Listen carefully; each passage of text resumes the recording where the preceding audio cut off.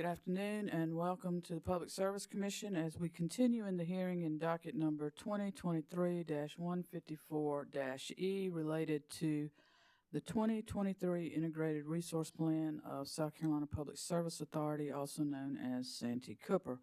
Let's take a roll call of commissioners.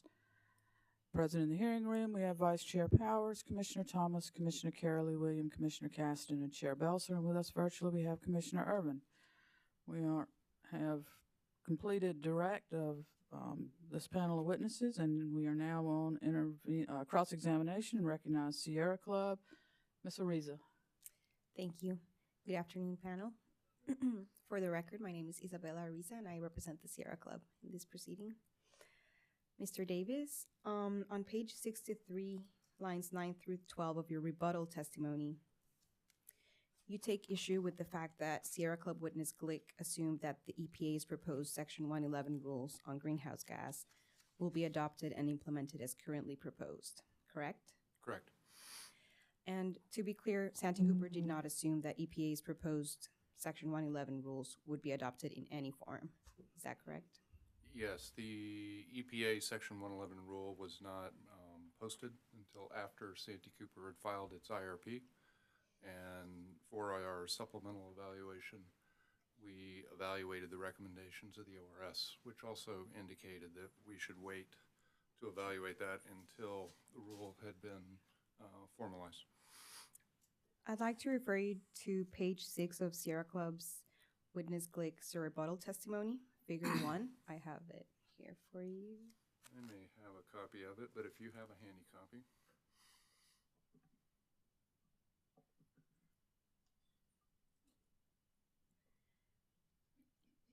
This is figure 1, titled Synapse's Understanding of EPA's Proposed Rule under Section 111 of the Clean Air Act. This is Glick's direct testimony? Rebuttal. Rebuttal testimony. Page 6.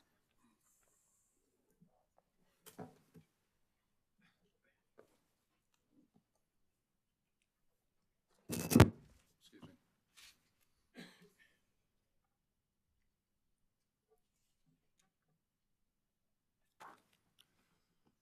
Bear with me. No problem.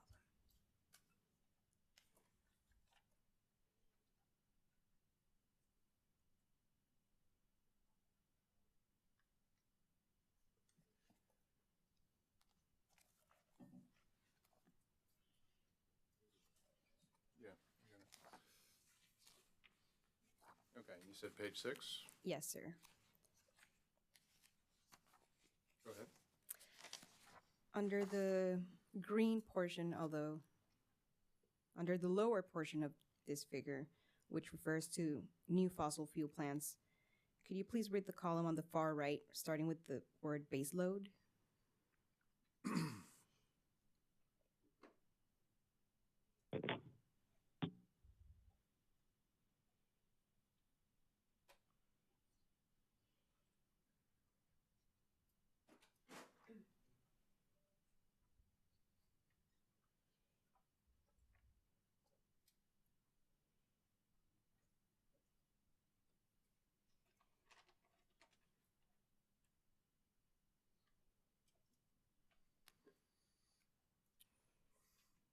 As I am reading this exhibit, I understand this to be reading directly from the existing.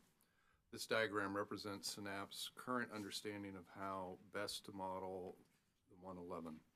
There are differences between this and the actual text of the rule, which has more detail and options, and EPA's modeled version of the rule, which includes some simplifications. Under new or significant modifications, and you asked me to read the last column. This is for gas turbines and combined cycles. For baseload capacity factors, they're greater than 50%. It says Path A, reduce capacity factors to less than 50%. Path B, 90% carbon capture and sequestration by 2035. Path C is 30% hydrogen by volume by 2032, 96% hydrogen by volume by 2038. Thank you. So if the Section 111 rules were in fact adopted as proposed, your new shared resource would need to either reduce its capacity factor to less than 50%, install CCS that captures 90% of carbon by 2035, or start co-firing gas and hydrogen by 2032. Is that your understanding?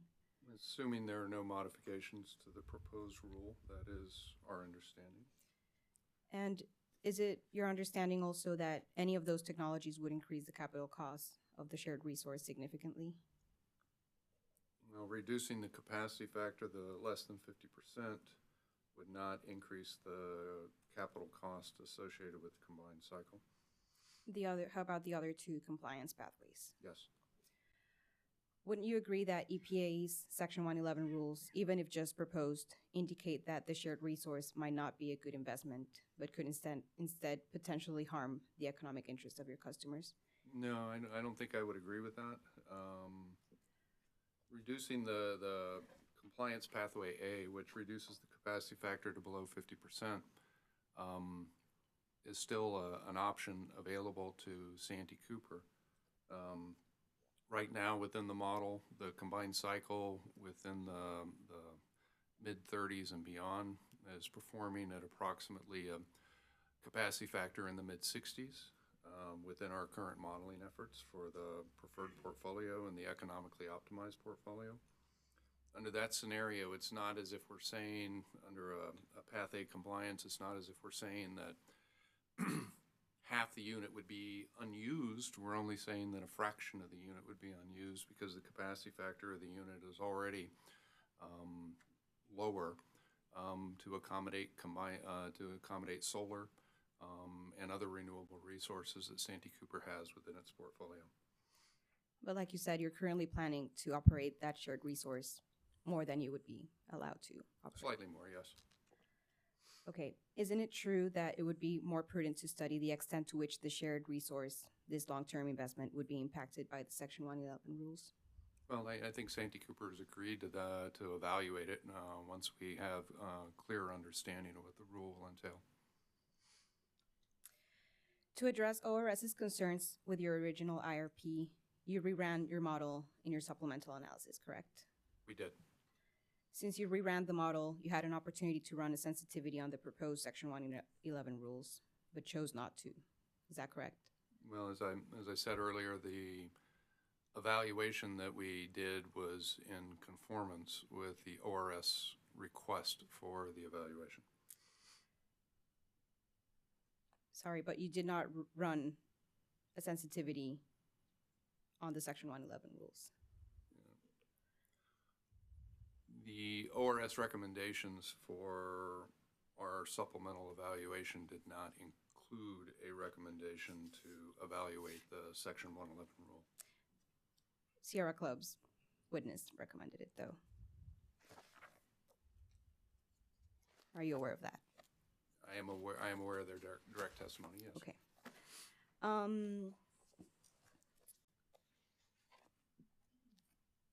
Would you agree that it's in the best interest of customers to conduct these kind of sensitivities before starting to build or to more firmly plan for the shared resource so that you can evaluate which compliance pathway you would choose? I believe that Santee Cooper has taken a very significant step within its IRP to evaluate some fairly significant CO2 pricing and to evaluate a net zero portfolio which does achieve very low levels of reduction and capacity factors on combined cycles that are significantly lower by the mid-30s. I believe that net zero case gives us a strong indication of what compliance under the Section 111 rule might look like. It's not equivalent, but it's still a reasonable sensitivity from which to base our planning assumptions. And when factored in altogether, the CO2 price scenarios and net zero portfolio strategy, what those results indicate is that it's still in Santee Cooper's best interest to build a combined cycle as a component of its overall least cost, least risk portfolio strategy. Switching to coal, if and when the Section 111 rules become final, they wouldn't just impact the new shared resource, but also existing coal units. Is that your understanding? That is my understanding, yes. And going back to this figure 1, this time the blue section, which describes what controls would be necessary for existing coal. Could you read the column on the far right, starting with the words coal units retiring after 2040? Sure. Thank you.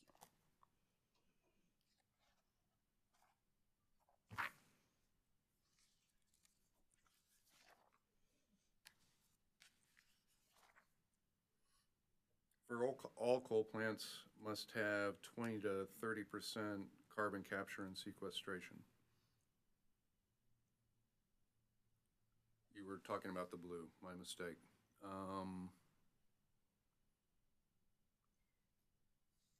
Blue top right. Coal units retiring after 2040 or no announced retirement. Yes.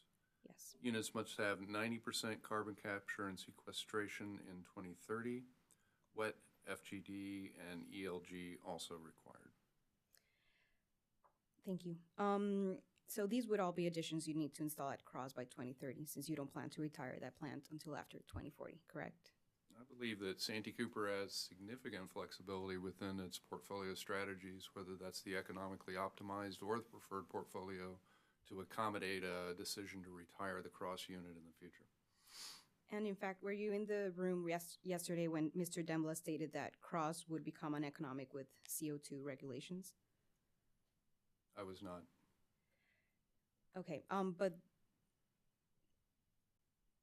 though you haven't quantified how much it will cost your customers to achieve 90% of CCS by 2030, you do expect that the implementation of this technology will be expensive, correct? Well, the other alternative, of course, would be to retire the unit per the final promulgation of the rules and make a decision for new assets at that point in time. But it's safe to say that CCS will be a significant capital expenditure if you chose to install it as a compliance. I'm not sure that Santee Cooper is considering CCS as an option for either coal or natural gas units. Okay, thank you. No further questions.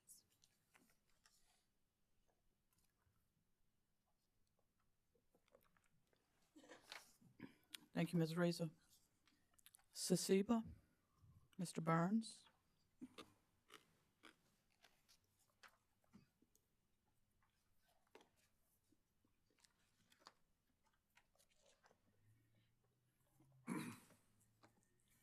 Just allow me a moment to.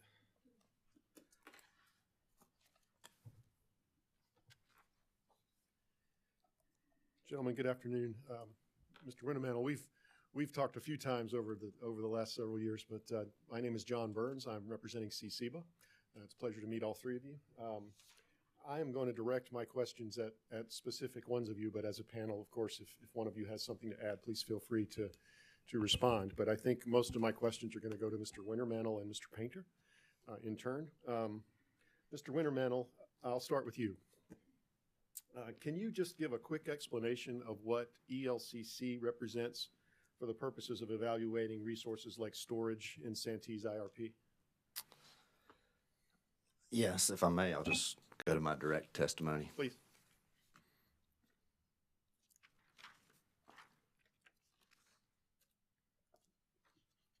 And if you just let us know what page you're on when you get there. Yep. So page 10 of my direct testimony. Mm-hmm. So an ELCC on line 11. ELCC refers to the amount of dependable capacity that can be counted on from a resource for resource adequacy purposes. The ELCC is determined by finding the amount of additional load that can be served by the resource while maintaining the same system reliability as compared to a system without the resource. Okay, so that's the definition of ELCC for these purposes? Okay. Yeah, I think that's reasonable. On page 12 of your direct testimony, in lines 1 through 15, in your ELCC analysis, you found that up to 400 megawatts of 4-hour storage has an ELCC of between 88 and 91.5%, depending on how much solar is on the system. Is that correct? Yes, that's correct. In your opinion, from an ELCC perspective, is 4-hour storage capable of helping Santee effectively meet its resource adequacy and reliability needs?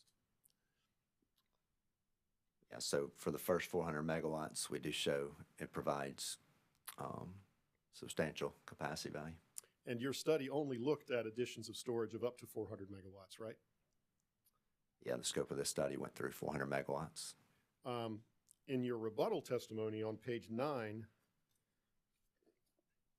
lines 4 through 16. I'm sorry, lines 14 through 16. You there? What page again? Your rebuttal testimony, page 9, lines 14 through 16. Yes, I'm there. You testified on rebuttal that the premise of the solar integration study is for Santee's system to remain the same before and after solar is added, such that no degradation of reliability occurs after adding that solar, correct? That's correct. The integration study, that's the premise of the integration study. All right. A little further down on that page, line 20 through the first 2 lines of the next page, you say the stated goal of the integration study is to ensure that the Santee systems operate in compliance with NERC requirements, correct?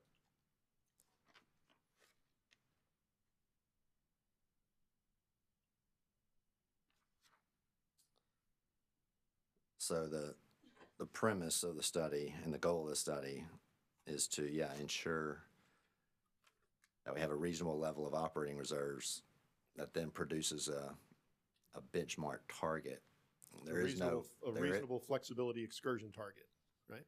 That's correct. Yeah, there is no single NERC standard for us to model, so we have to come at it from a practical, reasonable standpoint, modeling operating reserves on the system and understanding what type of reasonable flexibility benchmark excursion is met, looking at historical operating reserves and applying that to the study.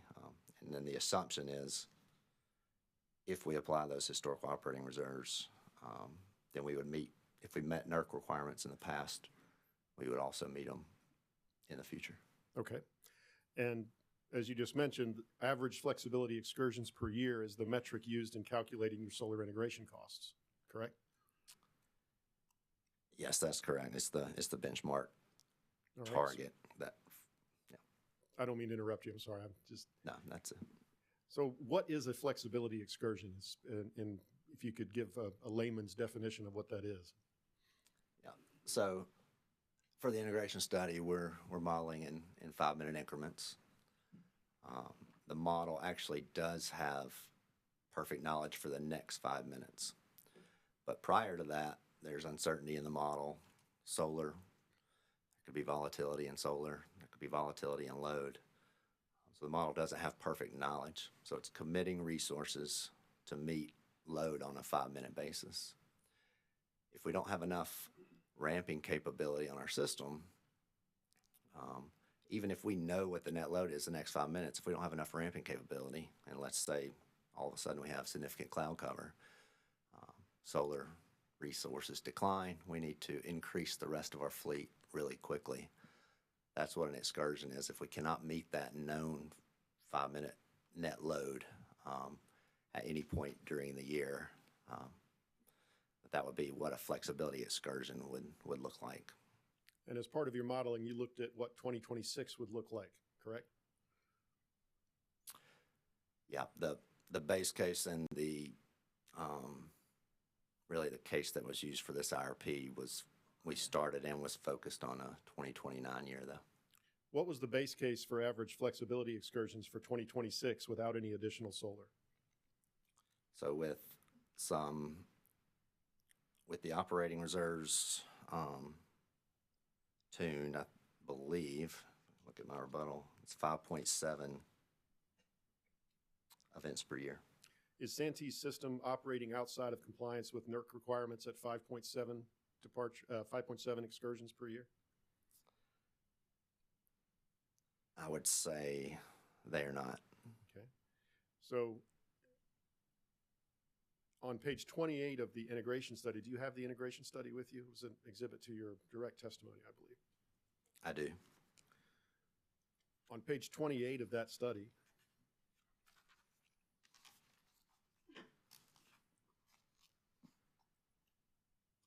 you there? No, wait, you're still looking. Yes, I'm here. On page 28 of your integration study, you show that adding battery storage increases system flexibility and lowers flexibility excursions as compared to natural gas CTs, correct? Can you show me where you're Let me pull that up. exactly what you're talking about with the gas?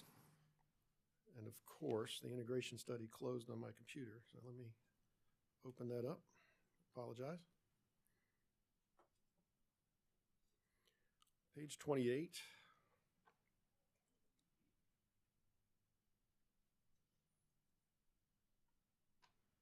Bear with me.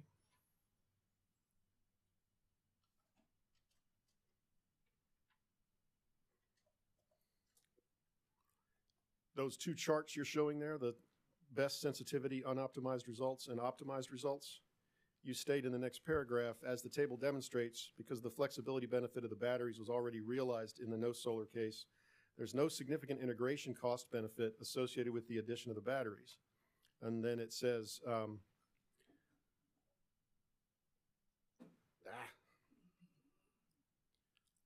on page 27, actually, if you look at the page before that, because the battery, which has significant flexibility, was available in the no solar as well as the solar cases, the flexibility benchmark from the no solar case decreased. The table below shows the unmitigated flexibility excursions of the no solar case and the 4 solar tranches. So when you're adding your battery storage in each of those tests, battery is offering flexibility benefits, correct? It's just not necessarily because of the way you treated it, it's not more flexible in one case than it is in another. Am I reading that correctly? Yeah, I mean, I would say that if we add flexible battery or flexible gas compared to the 2026 case, we saw the flexibility excursions decline. In both with gas and with battery, it declined. That's correct. All right.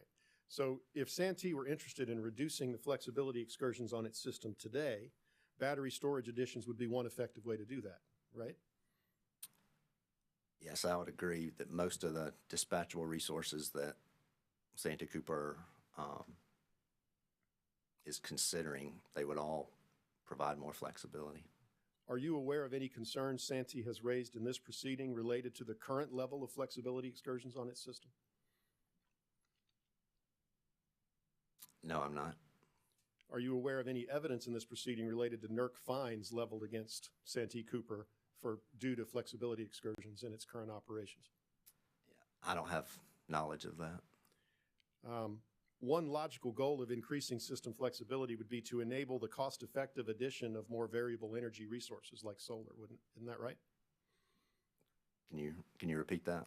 One logical goal of increasing the flexibility of your system would be that it would enable the addition of more variable energy resources like solar.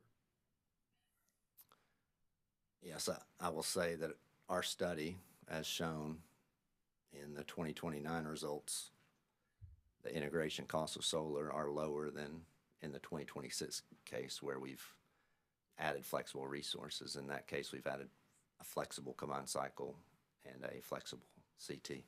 And the CC that you add is a 1,300 megawatt gas plant, right? I believe it was actually smaller for this study, probably more in the tune of, it'd really be subject to check, but I think it's probably, I don't believe it's 1,300.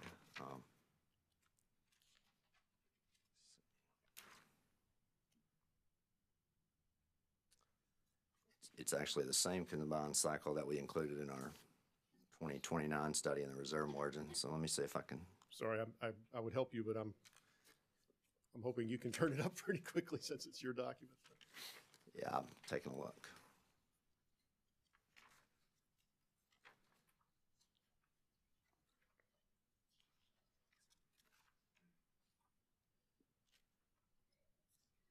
So 1,020, I'm seeing that on the preferred portfolio supplemental additions. Is that it, or is it a bigger one? No, the reserve margin and the integration study were done Okay, different. well numbers. in front of any of portfolio modeling. see if it's in here.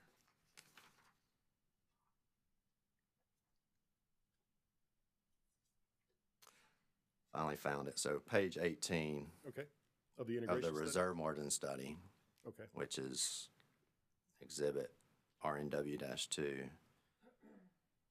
The combined cycle was 1,119 megawatts, and I think that was an assumption at the time when the reserve margin integration study were done, which were early 2022. If you had that 1,100 and change megawatt gas plant on your system and had an experience like we had with Winter Storm Elliott, what would the loss of that 1,100 megawatt gas plant do to Santee Cooper's system? I mean, with any unit, a large unit certainly going to impact the reliability. I will say that generally speaking, when you think about combined cycles, they're highly modular. So 2 CTs, Herzig, steam turbine. And so what you typically see, and I think what we model in the reserve margin study, is that for an 1,100 megawatt combined cycle, the majority of the outages are partial outages. So it's very rare that you see a full outage. Did you model outages in your capacity expansion runs of outages of that gas CC? I didn't perform any capacity expansion runs. Okay. That would be for a different witness? Yes. Okay. Mr. Davis, you look like you have something to say there. I can answer. Can you repeat the question? I just wondered if you modeled failure of the 1,100 megawatt gas plant in your capacity expansion runs. Yes, a forced outage rate was modeled for all resources. What was that forced outage rate for gas? I'd have to check that. I'd say I'm going to say somewhere around 5%, roughly, plus or minus 2 or 3%. Thank you. 1 to 2%. Thank you for speaking up. I appreciate it. Let me, Mr. Painter. Thank you, Mr. Wintermeadow. According to Santee Cooper's modeling, Mr. Painter, in the economically optimized portfolio, an addition of 2,200 megawatts of solar in 2029 was found to be the most cost-effective for customers, correct? Make sure you turn your microphone on, Mr. Painter. I'm sorry. I should have asked you to do that to begin with. Thank you. You're talking about in the original? In the the economically optimized portfolio in the original, in your direct testimony. It sounds correct. That was the addition of all 2,200 megawatts in 2029. That's why it spat that out of the model, right? Yes, subject to check on the exact number. That sounds about right. Okay. But I think Santee and many other witnesses have recognized that simply adding 2,200 megawatts of solar in a single year is not a practical or feasible approach, right? It didn't seem reasonable to really anyone on the team. Okay. The solution you proposed in your preferred portfolio is to add solar incrementally over the next several years, correct? Correct. And that increment that you've proposed is 300 megawatts capped per year from 2026 through 2030. No, not capped. 300 megawatts on average, so more of a target. Okay. It may go above that, may go a little bit below that, depending on the outcome of procurements and negotiations, that sort of thing. So we've tried hard to communicate it's not a cap in that period. But you're aiming at 300 megawatts. We're aiming at it on average, and then that trajectory can be changed based on updated studies and further analysis. By setting that number at 300 megawatts per year in Santee's preferred plan, the resulting outcome is that instead of 2,200 megawatts of solar coming online in 2029, there'll be about 1,500 megawatts of solar coming online through 2030. Is that correct? Approximately, yes. So 1,400 megawatts, 700 megawatts short of the economically optimized portfolio. I think it would be helpful to look at my rebuttal. Okay. Let me get there and I'll direct you to something. 18.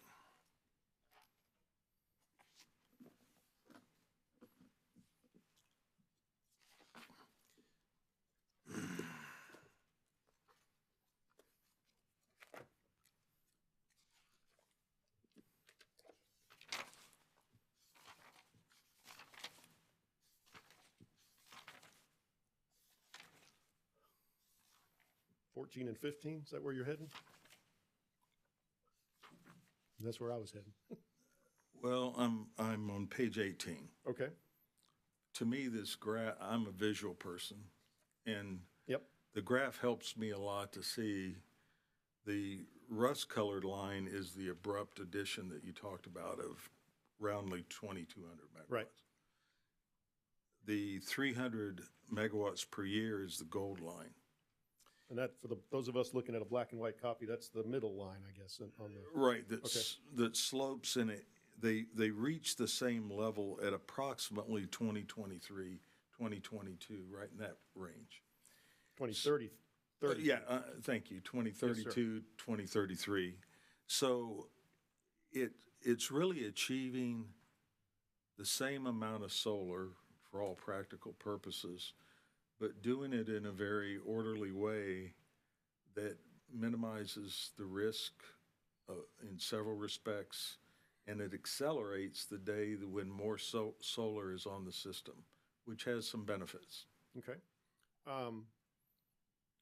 You testified back on page 15 of your rebuttal, lines 12 through 14, that 300 megawatt per year, let's call it target, is reasonable because it is consistent with other utilities in the region like Duke and Georgia Power. Is that right? Yeah, the 300 megawatt in that respect, it's a reasonable rate, but when we were comparing to others, we were thinking a bit more about the long-term limit that we imposed later. The 300 megawatts a year between now and the time when a NGCC is on the system was more in recognition of the work that Mr. Wintermantel had done that indicated that once you got above 1,500 megawatts, solar integration cost would go up pretty materially. So the thought was, aim for that level that keeps solar integration cost within a reasonable level. And what does it take to get there over that many years? 300. And we came up with that first because that was reflected in the preferred portfolio adjusted, or the preferred portfolio and the preferred portfolio adjusted back in the original, IRP. Right. And that was just to step in that optimum amount. And it was trying to reach 1,500 megawatts at a reasonable time. So did you conduct any studies to determine whether that 300 megawatt number was a appropriate or reasonable number to be integrated in or constructed in 1 year? Well, I think that it's based on the work we have done as a company helping in procurement of solar power. It's a reasonable target to go after that much when each RFP that I've been a part of, the responsive proposals have been more than that. Right. And the responsive proposals that have been, in a good price level have been more than that. So I don't know of a reason why it's impractical to do roughly 300 a year, but the proof will be in the RFP and how that works out. Are you familiar with the timelines associated with running a solar procurement? You said you've been involved with some. I have, and yes, I'm generally familiar with it. Would you agree that if you include interconnection studies and the timeline for construction prior to coming online, that the timeline is at a minimum 2.5 years and could extend to 5 or 6 years? Well, I think what I've seen is that a lot of work on interconnection applications, identifying sites, doing the work that the developer has to do is done before the RFP process begins. And so the real, if Santee Cooper issues an RFP, for instance, in 2024, likely to get proposals, some proposals that are far enough along in all those areas that would come online as early as 26 or maybe 27. And that's another aspect of an IRP. Generally, you get proposals that are in multiple years. Well, You mean an RFP? yeah, thank you. I want to be, I'm not trying to correct you, just to make sure the record is clear. I knew what you meant. Thank you. An RFP, you'll get multiple proposals, some for year 1, year 2, year 3. Right. And you'll put together the best result of the RFP. I'm glad you mentioned that because you testified in your rebuttal that Santee had attempted to procure 500 megawatts of solar in one RFP, but 3 years later now, only 200 megawatts are progressing towards implementation. Is that right? I did testify that, and I think it's important that we all remember that was a unique period in the, if you will, the history of solar power development. In the years prior to that, there had not been that kind of retrenchment after somebody had made a proposal and negotiated a PPA. The industry went through a very difficult period of adjustment, and it wasn't localized. It wasn't just Santee Cooper or just North Carolina or just South. We work all over the nation. It was all over the nation. And so it was political and supply chain issues all wrapped up in COVID that created issues that resulted in those developers drawing back. There's attrition after an RFP. There can be, and there can specifically be, in the last instance you testified to. Yeah, right? but we've worked in dealing with projects for the last 10, 12 years. We've never seen any level of attrition like that. But there has been attrition in the last several years, and given all those factors, there's some chance that Santee could target 1,200 megawatts over the next 4 years and have much less than that online by 2029.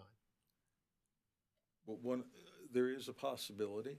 Okay. And one of the good things about the plan of trying to procure 300 megawatts a year is that you can take into account the result of an RFP and decide how to adjust your plan.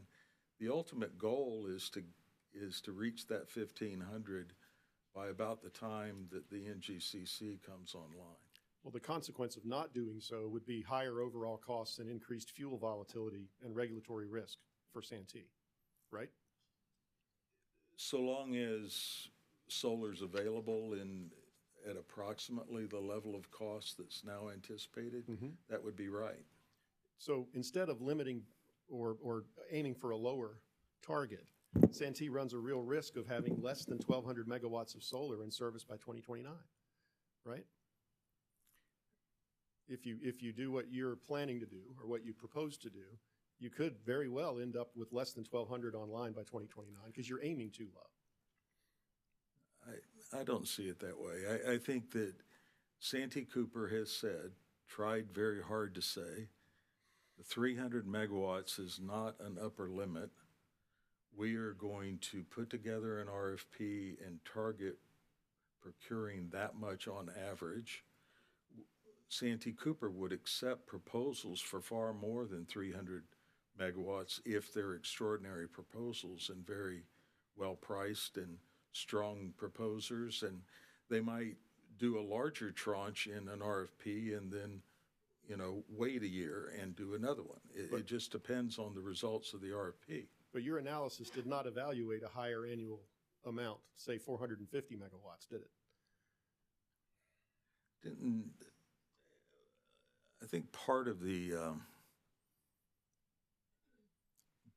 maybe this will help. The analysis prepared and presented in the IRP cover the gamut all the way from no limits, let the model solve for whatever's most efficient, most cost-effective based on all the parameters given. And let me pause you there and say that would be the 2,200 in 1 year. Yeah. Okay.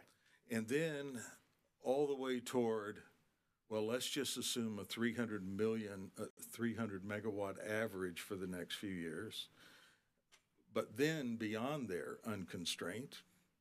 And then looked at, okay, let's do a 300 megawatt average and then a 300 megawatt maximum beyond there. All three of those ideas were evaluated. And the result of the IRP is the same. It's build an NGCC.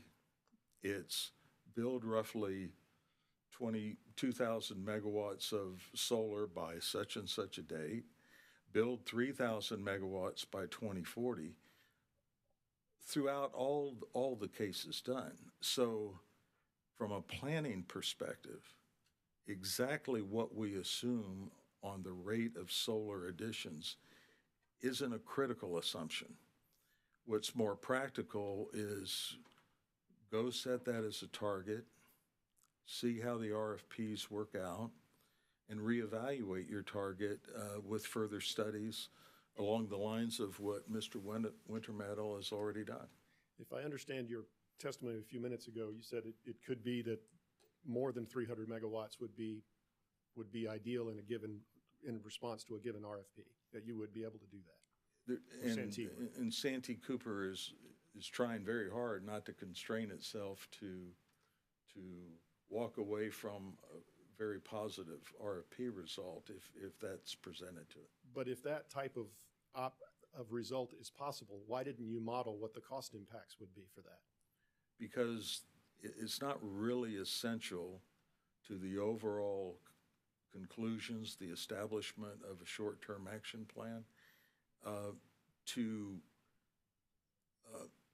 analyze further exactly the rate of solar additions. So and frankly, it gets into assumptions about how the market's going to respond that are, there's another day for considering how the market did respond and reconsidering the strategy. If you didn't look at more, say 50% more per year, and compare those, what costs were, you also didn't do risk analysis on fuel and regulatory costs that would be borne by customers as a result of decreasing your target or keeping your target at 300. That's not true. We did the optimum, okay, and ran all the sensitivity analysis on fuel and CO2 and did all the risk analysis that are normal for an IRP. Okay. Okay. Then we looked at it with the 300 megawatt limit or average strategy, and we redid all those same risk analysis. And the reality is the cost of the portfolio, the cost difference to the portfolio between the optimum and the phase-in approach is very, very small. But you didn't compare it to phasing it in more quickly. I kind of felt we had covered the waterfront, right. the bookends, and it made very little difference to either the cost or the risk of the portfolio. Were you here yesterday to listen to Mr. Dembla's testimony? I did listen to it. Online, okay. I was online, yes. Are you aware that Duke Energy and Georgia Power and other utilities have revised their load growth projections in their pending IRPs? I have seen articles to that effect, and I've also seen an article to the effect that same thing is happening in Virginia. And it is not surprising at all, given that the Southeast is working, most of the states in the Southeast are trying very hard to attract new industry, and they're being successful because there's a lot to offer. And for us folks that have lived here a long time, we're not sure how we feel about all that, but still, it's I've seen that, and it's kind of good to see. And I think Mr. Dembla he did testify to this question. I'd like to know whether Santee Cooper has reevaluated its own load growth projections in light of the upward growth of economic development in the region.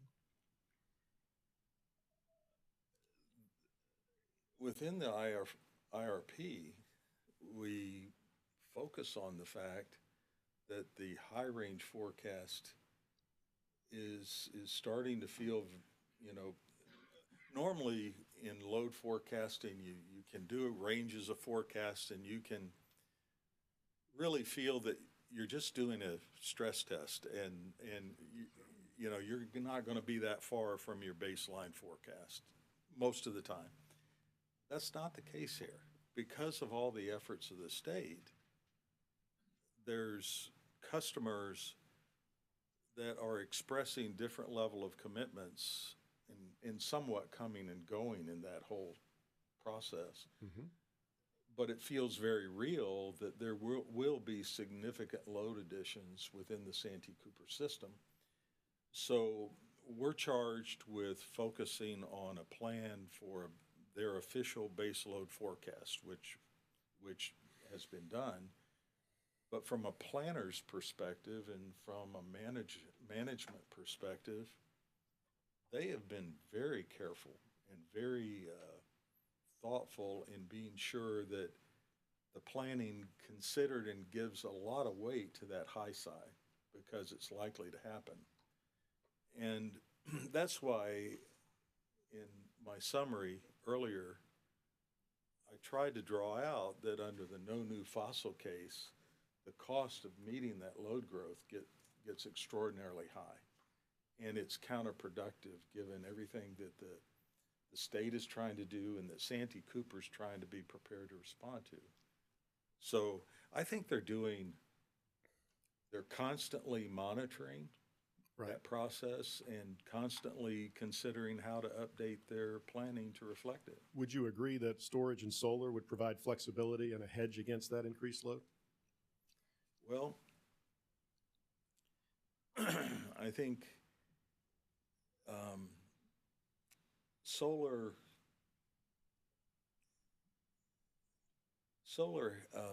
provides a less expensive and carbon-free source of energy for the most part, given that Santee Cooper's critical peak load period is in the winter. Right. So I don't think about solar as being that much of a capacity resource, although it does contribute useful capacity during the summer months. And storage. The main point of solar is to produce a lot more energy that then is used to charge a battery, that then is used to smooth out that winter peak. And under the base load forecast, given all the short-term actions that they've taken and the near-term PPAs of Central, the real need doesn't come until a little bit later, the big need. But Santee Cooper is open to considering batteries, short-term purchases, as necessary to bridge and get to where they need to. Do you agree with Mr. Dembla when he testified that if load is unexpectedly large, a storage facility could be readily made available? I think it could and should be considered, and it may be the answer. Now that we're on storage, I just have a couple of quick questions just to clarify two of your charts, and then we'll be done. Okay. You, table 5 in your rebuttal testimony, and Could you table. give me the page number? Sorry. Oh, That's fine. I can get there.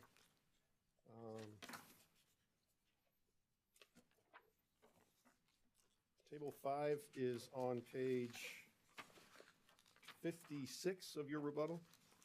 wow. Okay. I just want to make sure I'm understanding and that the record is clear on this.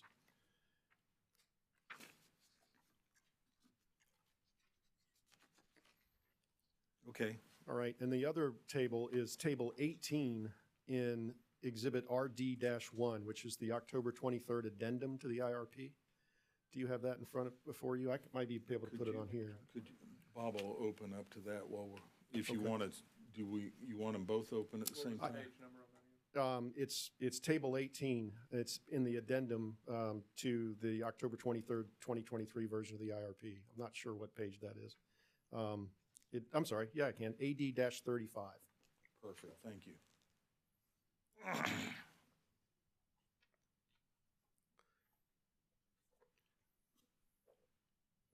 Both of those charts have a column marked Preferred Portfolio Supplemental. Okay, Do they represent the same plan?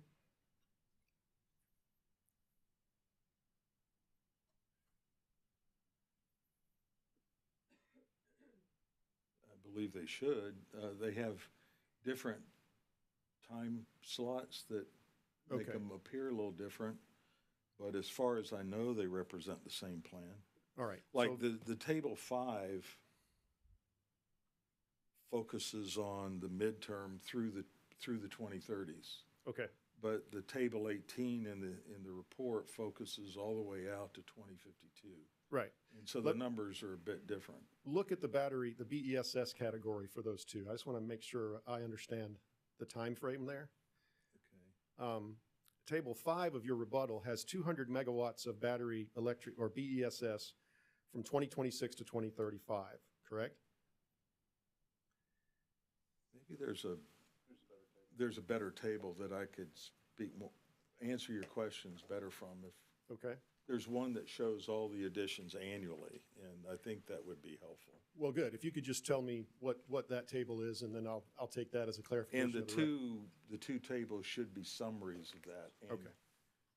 It's table 2-5 on page AD-44 Of the supplement, of the supplement. AD-44? Yes, sir. Okay. That's the preferred portfolio supplemental capacity additions and retirements by megawatt. Correct. And if you look at BESS, that preferred portfolio supplemental has no addition of battery storage until 2034. Okay. Now, that's under the base load forecast. That's what I was going to say. That would all be dependent on an accurate load forecast, wouldn't it? Well, I don't think of load forecast as accurate or inaccurate. I think of them as load forecast. Okay. And you plan for the one that you adopt as your official, but you also plan for the others, and you make sure you know how you'll adjust your plan. And if your plan doesn't allow you to adjust, then there's an issue. Okay. So, I would expect and probably have a table that shows. Make sure you're have this speaking into under your the- microphone, sir. Not for the load growth? Okay, sorry. That's all right. I think that's all the questions I have. Clarifying with that last chart was helpful, and I appreciate your time. All right, thank you. Thank you. Thank you, Mr. Burns. Century Aluminum? Nothing from Century. Thank you, Chair. Thank you. SACE CCL? Ms. Mixon?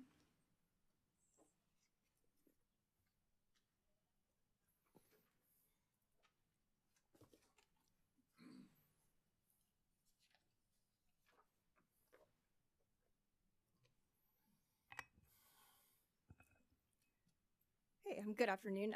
Chair Belser, before I start, I wanted to just let you know that we are planning to split this panel if there are no objections from the commission. I have some questions for witnesses Wintermantle and Davis, and Ms. Tidwell has some questions for witness Painter.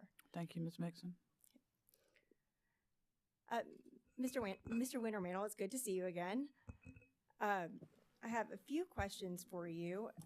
So you have worked at Strape Consulting since 2009, is that right? Yeah, that's correct. And your role is largely working with utilities to conduct resource adequacy and ELCC studies, is that right? Yeah, we do work for utilities, RTOs, ISOs. We've done work for state commissions, so I wouldn't limit it to utilities, but the work, that is the type of work we do. And Strabe is the exclusive licensor of the Strategic Energy and Risk Valuation Model, or SERVM. Is that correct? That's correct. And SERVM is a reliability planning and production cost model, right? That's correct. And that is the modeling tool that you rely on for the resource adequacy and ELCC studies that you conduct. Yes. Could you describe, generally speaking, of how that software evaluates system reliability under different conditions? Sure. So, for instance, for the Santee Cooper system, we typically look out 3 or 4 years. We looked at 2026. We evaluate the planned system for that year under a wide range of weather scenarios, load forecast error scenarios, and generator outage draws. So we're running 2026. Our base case may be 20,000 iterations. We're dispatching the system on an hourly basis, 8760.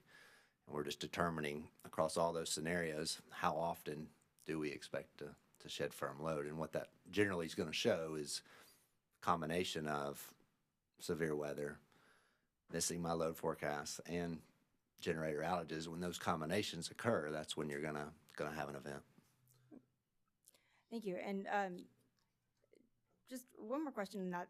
SERVM also models the associated uncertainties for different forecasted or potential forecasted conditions. Is that right?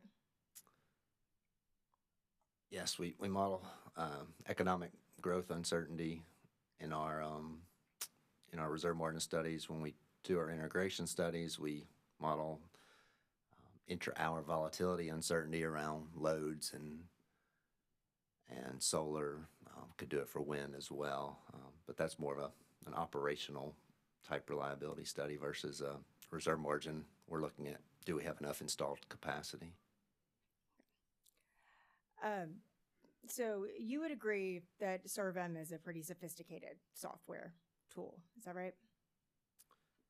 Yeah, I think it would be in line with a lot of the other planning tools out there, Plexos, Encompass, so forth.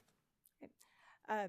And we talked about this a moment ago, but one of the decisions that SERVM can help inform is what the utility's planning reserve margin should be to ensure that the system is reliable. Is that right? That's correct. And Santee Cooper used SERVM in that way in this IRP. In other words, you used SERVM to develop the planning reserve margin and the ELCC study. Is that right? Yes. And the purpose of the planning reserve margin study was to determine what reserve margin was needed to maintain a loss of load expectation, or LOLE, of 0.1 days per year, or 1 day every 10 years, correct? That's correct. That LOLE calculation is intended to represent the number of days that a utility system would be expected to not have enough resources to meet its load. Is that right? Yep, that's correct. And you testified earlier that 1 in 10 LOLE standard, that's commonly used as a reliability standard in the utility industry, right? Yes, it is. Do you believe the LOLE standard is a reasonable metric to use or evaluate to evaluate or verify the reliability of different resource portfolios? From a capacity installation standpoint, yes. From a transmission reliability standpoint, we're not looking at kind of inside the Santee Cooper balancing area and delivering. So it's definitely a reserve margin capacity installation reliability lens, if you will. Okay. The database for the SERVM model that you used in the PRM study, that was a combination of Strabe data from the Eastern Connection database with certain revisions for Santee Cooper's system that they provided. Is that right? That's right. Typically, if we're doing a study for the utility, we have access to better, more accurate information. So we're going to model Santee Cooper with their data, and we're forced to model surrounding regions with our public data, our Eastern Interconnection database. And so some of that Santee Cooper provided data That would include information about the profiles for different resources on the Santee Cooper system, right? I can be more specific. Yeah, maybe more specific. Things such as forced outages or minimum capacities, uptime, downtime, ramp rates. Is that right? Yeah, for the thermal fleet, that's correct. They're providing that information. For the forced outages, we actually look at 5 years of historical gas data. Okay. And the PRM study that you conducted, that determined that at least a 17% winter reserve margin was needed to meet that 1 in 10 LOLE standard. Correct. And then that was a reserve margin used in Santee Cooper's Encompass modeling. Is that right? Yes, that's correct. Okay. Astrape will work closely with licensees to make sure that the software is running properly, to answer questions about how modeling is conducted, and how different settings work, et cetera. Is that right? Yes, we definitely strive for customer service, so yeah. And SERVIM modeling includes or allows you to input profiles for both thermal and non-thermal resources. Is that correct? So when I think about thermal resources, we're not putting in profiles. We're modeling those with their specific unit characteristics, as you mentioned earlier: heat rate, capacity, up and down time. For solar, we certainly model hourly profiles that we develop in-house. Thank you. SERVIM can also be used as a tool to validate the reliability of portfolios that result from capacity expansion modeling, right? It can evaluate the loss of load expectations of the resource adequacy of the system, yes. Okay. And that includes for portfolios that include variable resources like solar and wind, right? That's correct. So let's say a utility uses SERVIM to develop a planning reserve margin, and then that PRM is used as the basis for a reserve margin in capacity expansion model like Encompass. It's possible that the portfolio coming out of Encompass, if then it's separately put back through SERVIM again, it's possible that might not meet the 1 in 10 LOLE standard, right? Yeah, I mean, I would say generally, if the PRM and ELCCs are representative, especially in the near-term window, 3 to 7, 3 to 10 years, that relationship, PRM, ELCC, that gets put in an Encompass model is gonna hold true.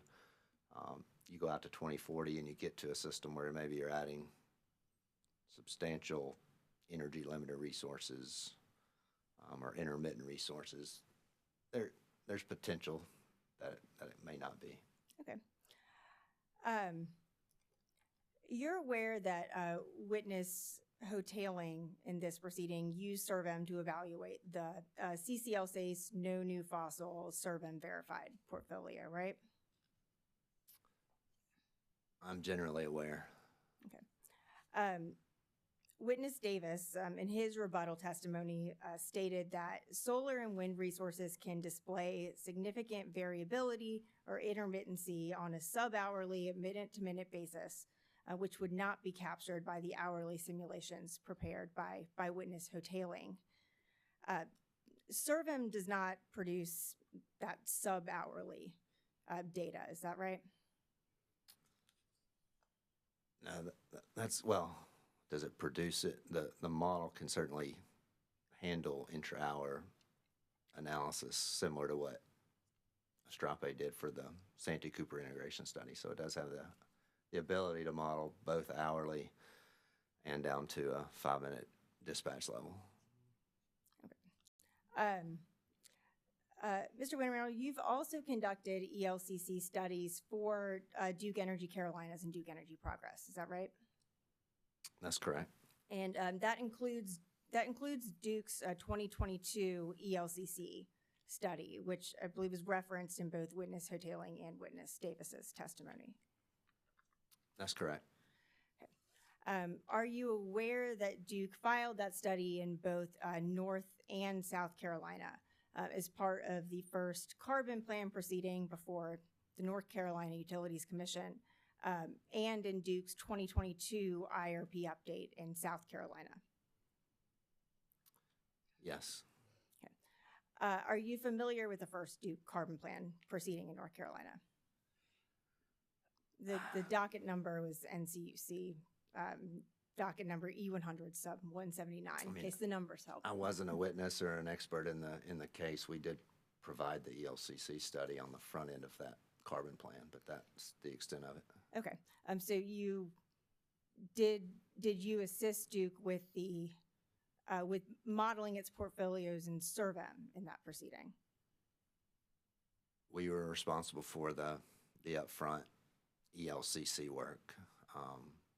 Any of the portfolio modeling in SERVM was done by Duke. Okay. So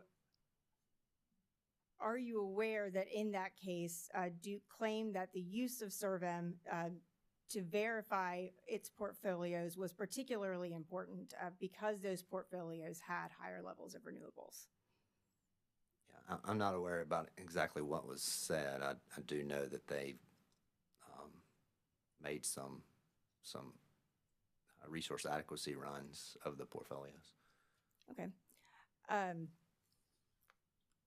Mr. Wintermantel, I would like to show you an excerpt from the NCUC order approving Duke's initial carbon plan, specifically pages 53 to 54 of that order. I think we're circulating a copy to council here, and then Sure. I have a Mr. Ziegler? Chair Belcher, I would object. This witness has testified several times that he was not involved in the proceeding. He does not know what the proceeding involved in terms of positions Duke took. And I would object based on relevancy and lack of any firsthand knowledge of these matters. Also, it's an attempt to bring hearsay into the record as to what Duke may or may not have said. How is this relevant?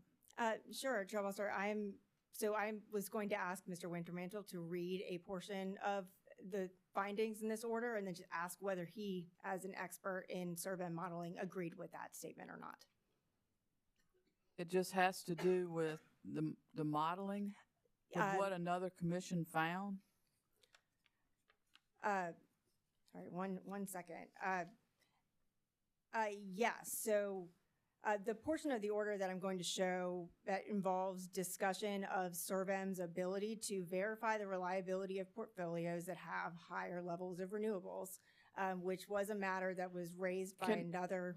Can you just ask him the question? Yes, I can. Madam Chair, No, I I believe mean- she has asked that question several times and he's answered it. Well, She's simply Well, I trying to haven't inject asked the material. question yet. That Yeah, I was going I mean, to ask. I'm not saying ask him about a finding in the order. I'm saying ask him a question that you're wanting answered. You may not like his answer, or you may, I don't know. But I don't know why we need to go to another commission's order to ask him a question on what SERVM can or can't do, or what it provides or doesn't provide. Okay, I can just ask the question. Mr. Wintermantel, do you believe that SERVM can be used to verify the reliability of portfolios with high reliance on variable resources? Yes, it can be used to assess the resource adequacy portion of reliability. I probably do want to make one thing clear for the record. For the first carbon plan, I said I wasn't a witness or an expert in that docket.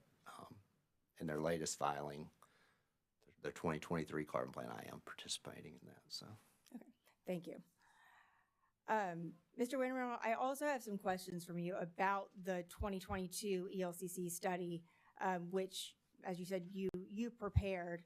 Again, we can share a copy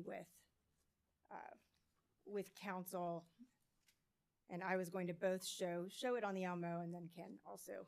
I have a hard copy for you too, Mr. Wintermantel, just because that might be easier for you to read. Just want to make sure there's no objection to doing that. Ms. Mixon, which study is this? This is the 2022 Duke Energy Carolinas and Duke Energy Progress ELCC study, which has been filed before the South Carolina Commission. And he conducted this study? He did. Let's see where we're going.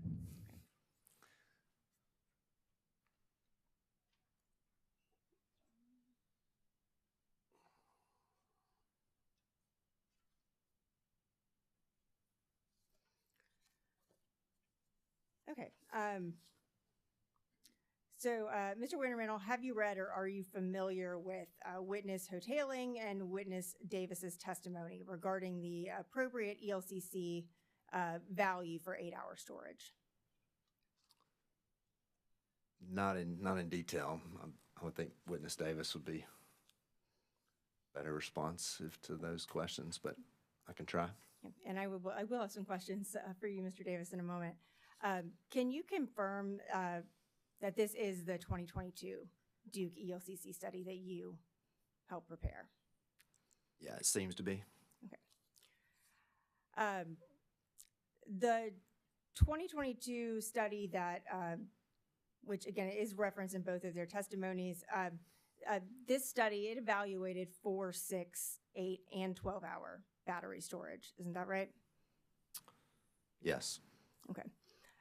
And the Santee Cooper ELCC study that you conducted in this proceeding, that is not the basis for the 67% ELCC value for 8-hour storage that Santee Cooper used in its modeling. Is that right?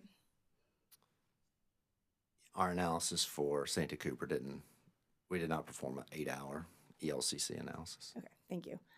Now I want to just briefly ask you a question about the operational constraints on battery resources. If you could please turn to pages 8 to 9 of the ELCC study.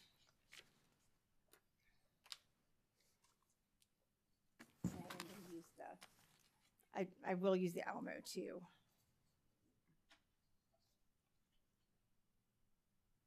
So everybody is able to see.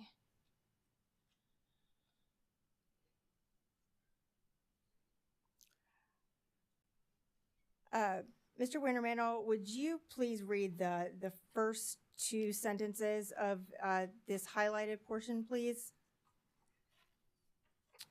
So page 8. Yes, starting with for this study. For this study, battery resources were modeled in economic arbitrage mode. The objective of economic arbitrage mode is to maximize the economic value of the battery. In this mode, Servum schedules the battery to charge at times when the system energy costs are low and to discharge when system energy costs are high. Okay, and then it goes on to say that dispatching batteries in that way aligns well with resource adequacy risks. It makes the battery available to discharge during peak net load conditions when loss of load events are most likely to occur. Is that right? Yes, you want to discharge the battery during the peak load periods. Obviously, as you add more and more of that resource, you run out of a peak load shape to shave, and so you need longer duration. But yes. Okay, thank you. And then if you could flip to page 9, it's on the other side. Could you please read this highlighted sentence? This method also assumes the utility has full control of the battery and best represents how batteries are expected to be operated on the deck and depth systems. Batteries were assumed to have no limits on ramping capability or constraints on number of cycles per day outside of the ability to charge the battery. Okay. Thank you, Mr. Winterman or Mr. Wintermantle. Chair Belzer, I would ask that the commission take judicial notice of the 2022 Duke Energy ELCC study, which was filed on July 1st, 2022 in docket numbers 2019-224E and 2019-225E. And that was attachment 1 to Duke's 2022 IRP update.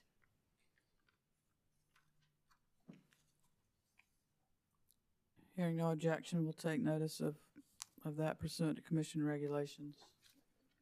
Thank you. Witness Davis, turning to you, give you a moment to get situated. Do you have any experience running the SERVM model? I do not. Okay. And you urged caution in using LOLE as a reliability metric for witness Hoteling's recommended portfolio, again, because it had high levels of variable resources. Santee Cooper did not run its own portfolios through SERVM, did it? I'm going to break that apart. I didn't necessarily take exception to the work that the witness was performing.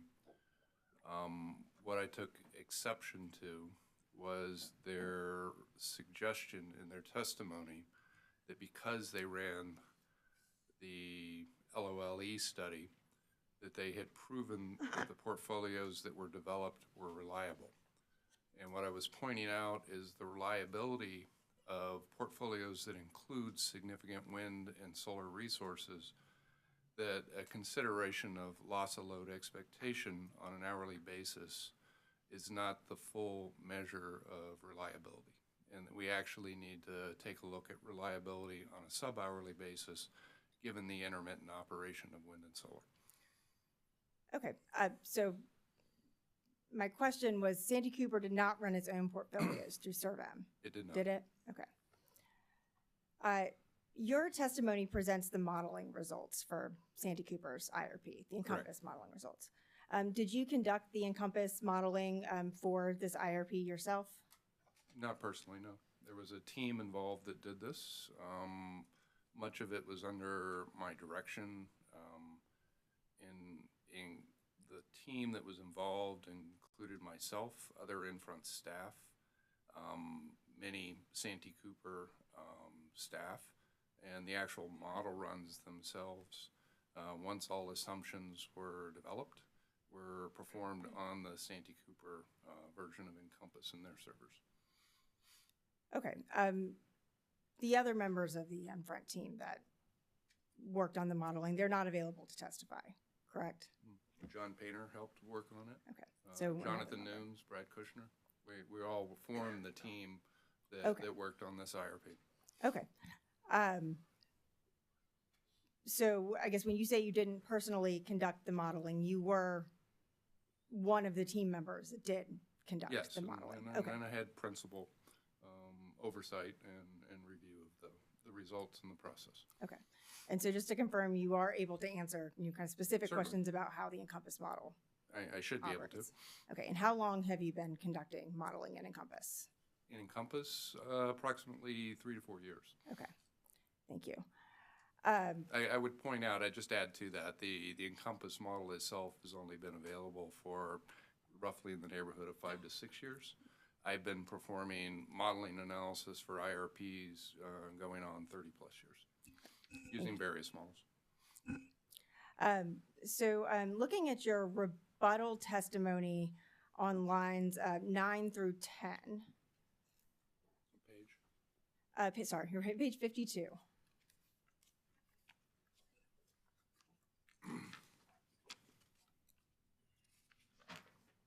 Yes. You state that Santee Cooper does not agree with simulating BESS dispatch limited only by an annual capacity factor, as this method can result in excessive cycling of BESS resources. Is that right? Yes. And then on lines 13 through 16, you state that witness Hoteling's recommendation would result in charge-discharge cycling 4 times higher than expected, and that could result in reduced battery resource life. Well, I don't say specifically her modeling. I'm suggesting that a modeling of a battery resource that limits only to capacity factor of 16.7%, essentially 4 hours of discharge per 24-hour period, could end up with cycling that's excessive. It could operate, for instance, 1 hour charge, 1 hour discharge, 1 hour charge, 1 hour discharge, etc., ending up with multiple cycles a day. Okay. So I guess when you say you don't take issue with witness hoteling's modeling, her recommendation was that Santee Cooper use a 16.7% annual capacity factor rather than limiting battery dispatch to one cycle per day. Correct? What I'm saying is I do take exception to the use of a capacity factor. The example that you're quoting here on the lines that you cited was a general example, not specifically looking at hourly output from the, say, CCL modeling, which we don't have. Okay, so just to be clear, I'm looking at line 1 through 4 of that same page, which again you note are the recommendations made by witness hoteling. One of her recommendations is that Santee Cooper use a 16.7% annual capacity factor for 4-hour BESS resources. Correct? Well, I'm identifying the changes that witness totally made to her modeling of batteries within the Encompass simulation she performed.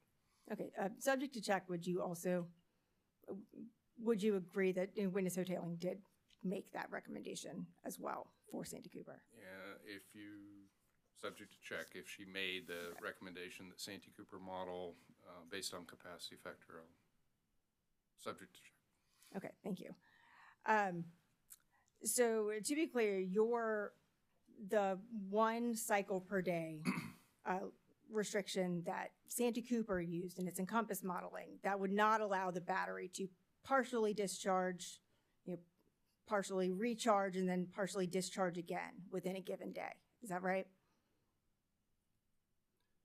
The battery does have flexibility to discharge periodically and then charge periodically in order to provide certain levels of operating reserves on an hourly simulation basis. So we aren't saying that it has to continuously discharge for 4 hours and continually charge for 4 hours, but we are saying that you should limit the cycling of the battery from a charge, discharge state to only once per day for a single charge discharge.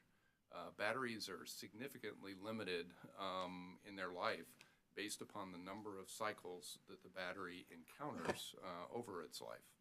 And I would argue that the function of moving from a charge to a discharge constitutes a single cycle, and that's what we're attempting to manage within our modeling. And that's why I critiqued the simulation and the approach used by the witness, because I felt that it didn't necessarily constrain the number of cycles that the battery could operate. Okay, so is the answer to my question yes? So the model would not allow the battery to partially discharge, then partially charge, and then within the same day, partially discharge again, correct? It should constrain that, yes. Okay. Would you dispute that is in fact how batteries might be dispatched in a real world application, particularly during a reliability event when? Yes, and I think I even said that in my testimony, subject to check. If I didn't, this is my opinion. We wanted to make sure, and we believe that the batteries on the Santee Cooper system in actual operation would have the flexibility under a limited set of time to operate in the manner that you're suggesting, where it could charge, discharge, in order to manage system reliability under critical events. However, in order to model multiple cycles in a single day, we would need to constrain cycling operations in other periods of time in order to not short cycle the resource. So in real life practice, it is practical to cycle the battery more than once a day, but you have to consider the effect that has on the life of the unit, the life of the battery unit, and you will need to constrain or control the operation of that battery during other periods of time when perhaps its use is not as critical in order to manage the cycling of the asset. Okay. But so Santee Cooper's modeling approach would not allow the model to mimic that, potential multiple discharges in a day during critical periods of reliability, would it? That's correct. I mean, you have to make certain simplifying assumptions, and in our view, it was more important to make sure that we were not overcycling the battery from the purpose of long-term planning of resources than it was to capture very short-term events where multiple daily cycles may be important, but which would have very limited impact on the overall costs that we were reporting for the portfolios. Okay. And you're also aware that for 4-hour storage, a 16.7% annual capacity factor is designed to approximate 1 cycle per day, right? If we were cycling the battery once a day and ran it 4 hours every single day, we would have an annual capacity factor of 16.7. Okay. So 4 hours is 16.7% of 24 hours. Correct. Okay. And 33.3% similar for an 8-hour battery. For an 8-hour battery, that's correct. And so a 16.7% annual capacity factor in a model, that would limit the number of times that the battery could cycle during a single year, wouldn't it? No. Okay.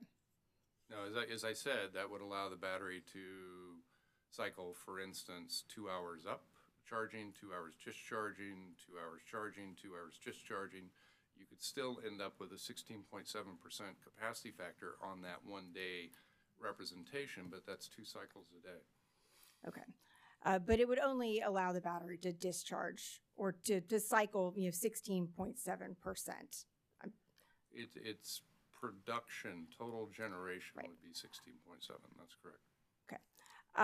Have you reviewed how other utilities using Encompass model battery resources? I don't have an explicit understanding of every single utility that's run on Encompass, no. Okay.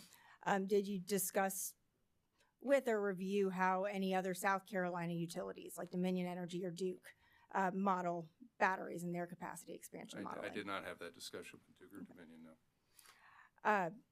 Witness hoteling, I guess turning to a different topic, witness hoteling has recommended that Santee Cooper apply the energy community bonus credit to the first 1,150 megawatts of new battery resources added for each portfolio.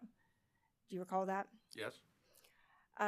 If you build a battery resource in a qualifying census tract or a neighboring tract of where a coal plant used to operate, the IRA allows an additional 10% tax credit savings through the energy community tax credit bonus. Is that right?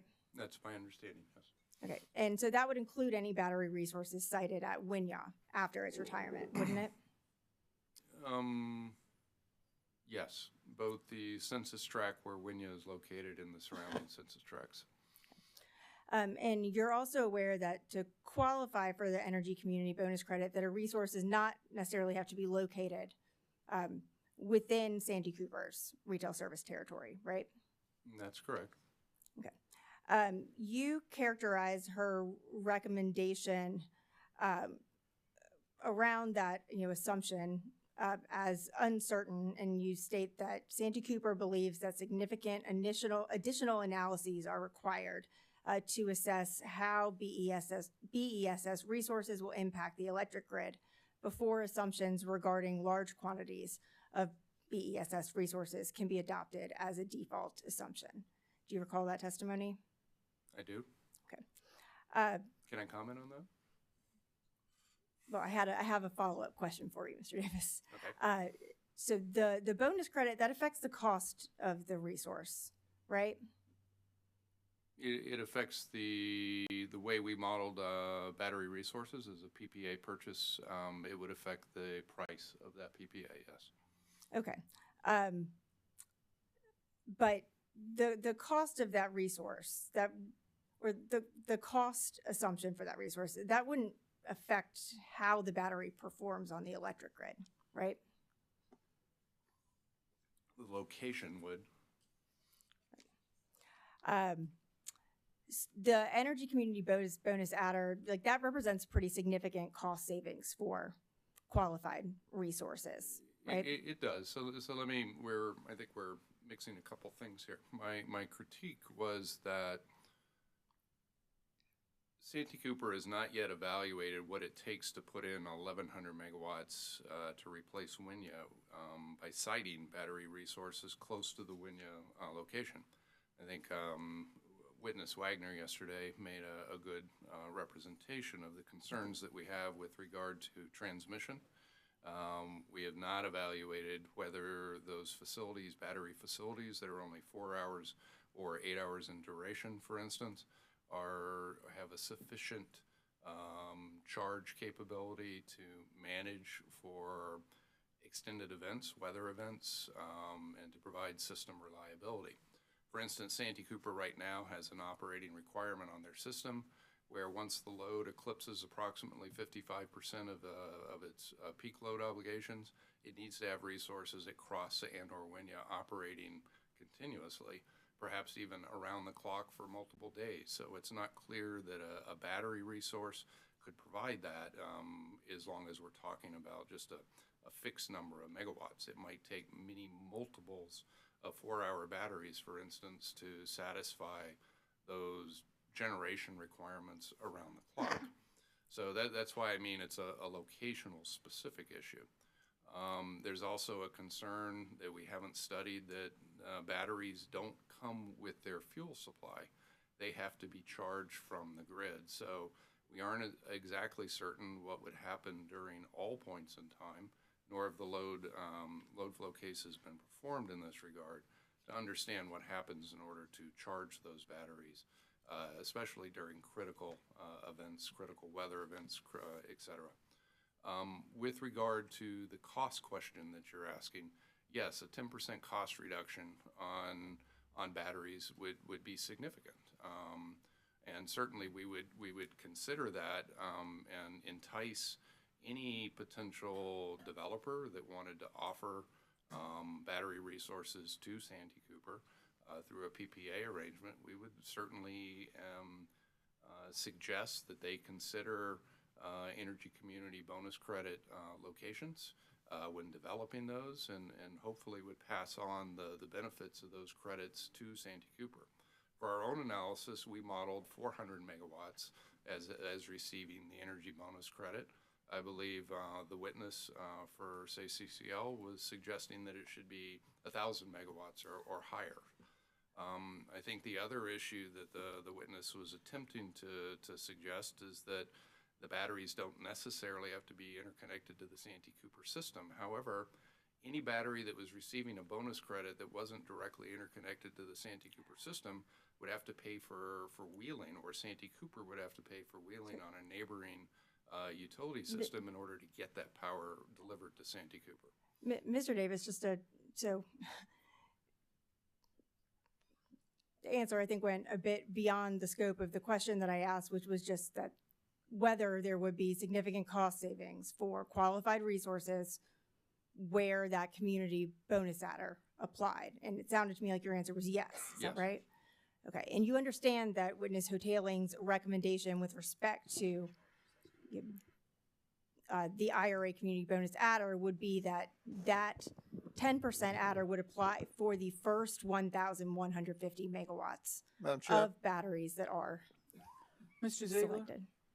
I believe the witness said he had further comments on the question earlier and was asked not to give them then, but to wait, which he did.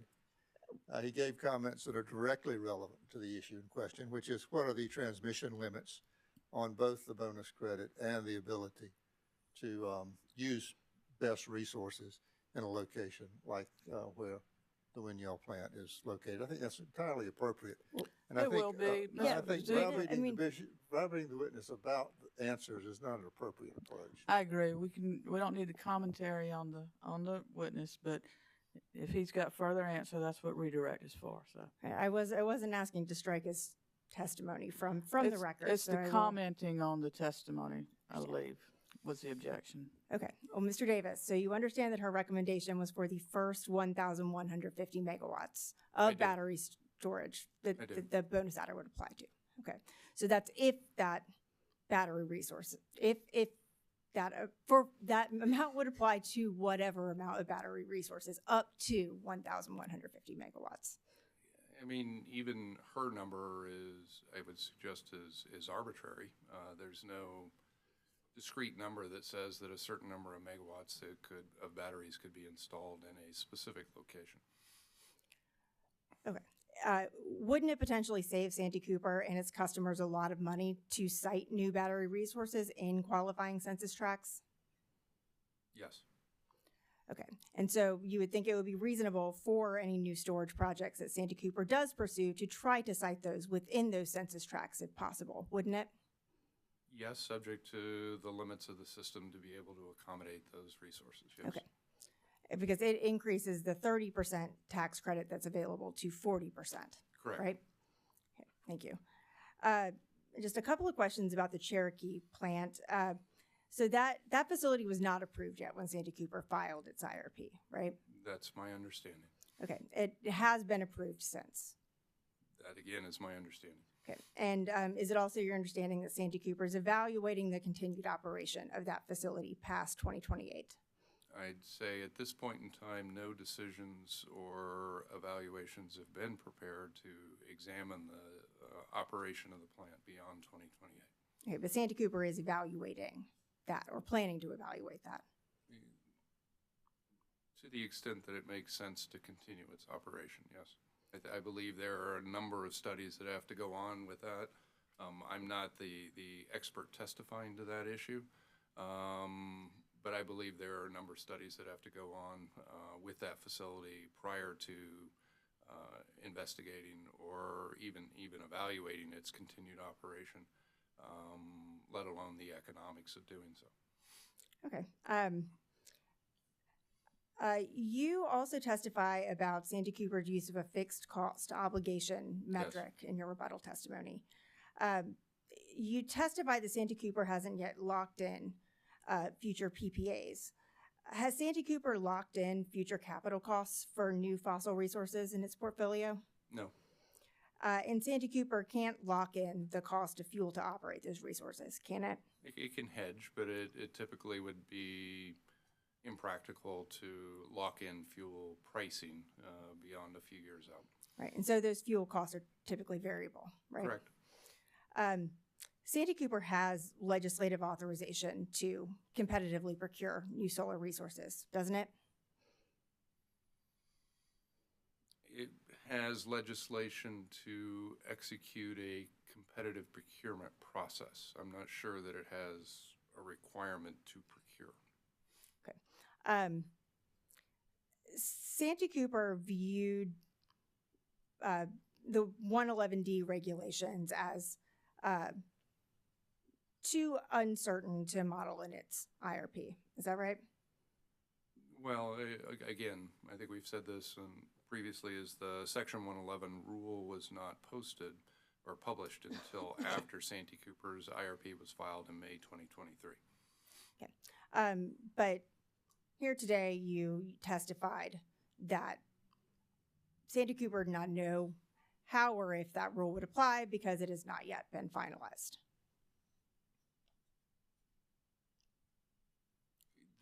I'd say a better way to describe that is we anticipate that there will be significant revision, modification to that rule, and we believe it would be better to wait until there's more surety on what that rule is going to look like before basing significant commitments on resources and plans based upon that proposed rule. Okay. Mr. Davis, were you here yesterday, or did you hear the testimony from Santee Cooper witness Dembla about the need for additional legislative authorization for Santee Cooper to jointly build a combined cycle with Dominion Energy? I did hear that. Okay. The legislature has not passed a law to date that would allow Santee Cooper to do so, has it? That's really not my area of expertise on that. Okay.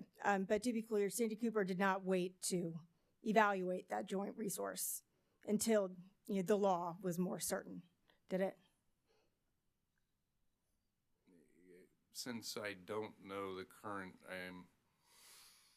if it's true that it would require legislative authorization to move forward on a joint development project with Dominion, then you are correct. We evaluated that opportunity or the potential to develop a joint project with Dominion prior to authorization. Yes.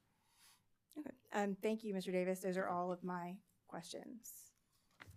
I'll hand it to Ms. Thank you, Ms. Mixon. Ms. Tidwell?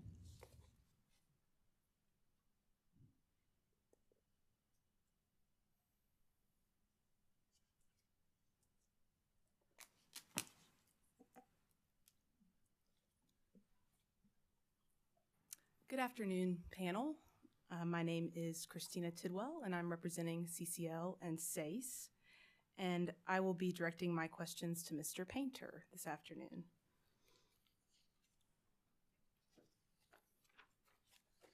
Mr. Painter, first I want to make sure I'm clear on how Santee Cooper changed its modeling of solar resources throughout this IRP proceeding. I think it's laid out in rebuttal on page 12, but first, I'll let you get there.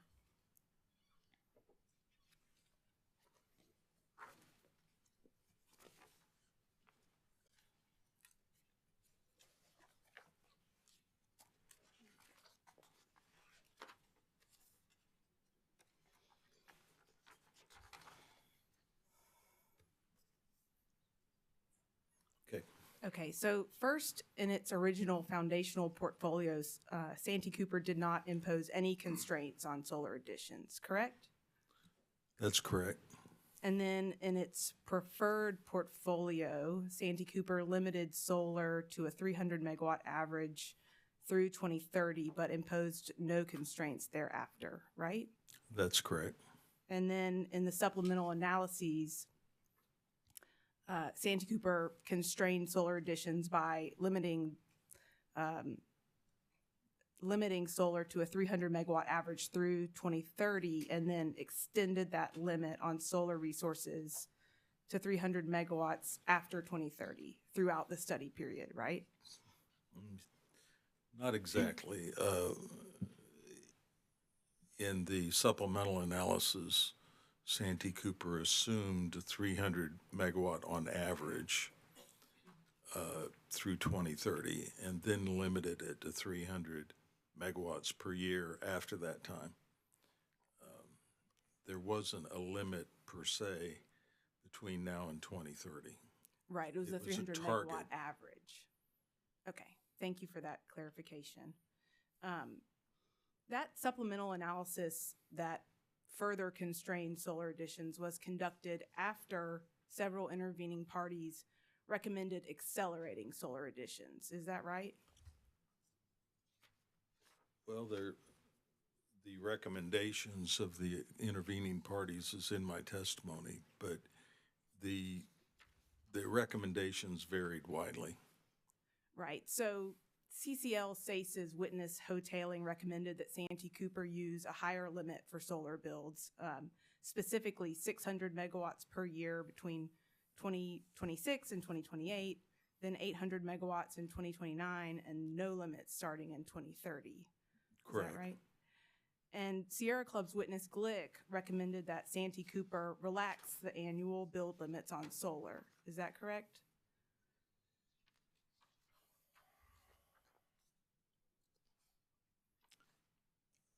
Yes. And CCBA's witness Olson recommended that Santee Cooper procure 2,200 megawatts of solar by 2029. Is that right? Correct. And Google's witness recommended that Santee Cooper accelerate its investment schedule in carbon-free resources, particularly solar and storage resources. Is that right? That's correct. So I'm looking at Table 5 of your rebuttal testimony, which is on page 56. It's titled Comparison of Preferred Comparison of Preferred Portfolio Resource Builds.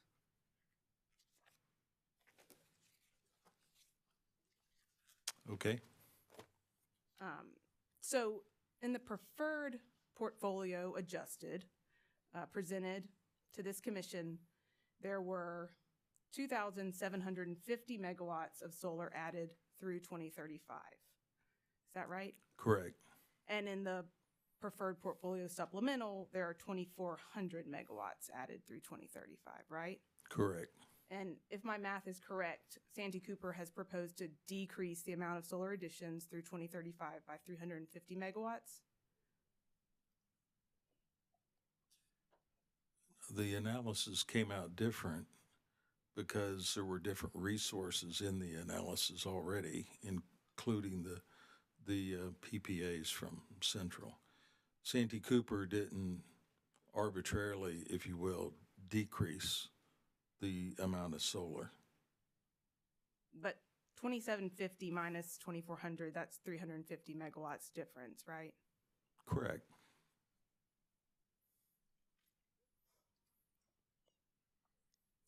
In the IRP, Santee Cooper made certain assumptions about transmission-related upgrade costs, correct? Correct. And you filed supplemental testimony on November 20th, 2023 that addressed these transmission costs? Maybe it was November 30th, excuse me.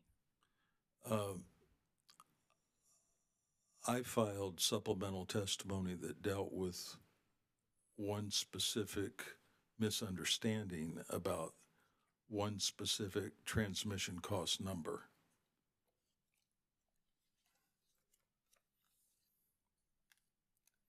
And in that supplemental testimony, you state that Santee Cooper assumes that the investment in off-site transmission upgrades to support generation at Kennedy's would be $443 million. That's on page 2 of your supplemental testimony, lines 8 to 10.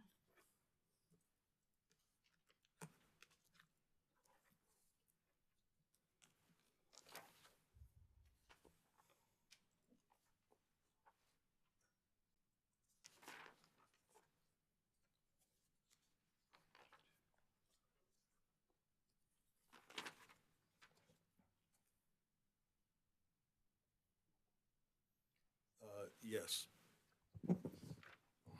Yes. And are you familiar with Mr. Wagner's testimony on the transmission costs? Generally, yes. And he also uses that $443 million figure for transmission costs, correct? I believe he does. It came out of Santee Cooper's transmission impact analysis. And in his direct testimony on page 7, lines 3 to 5, he states the IRP utilized the most likely and cost-effective approach, which is a $443 million base assumption for transmission costs under WINYA retirement scenarios. Does that sound correct?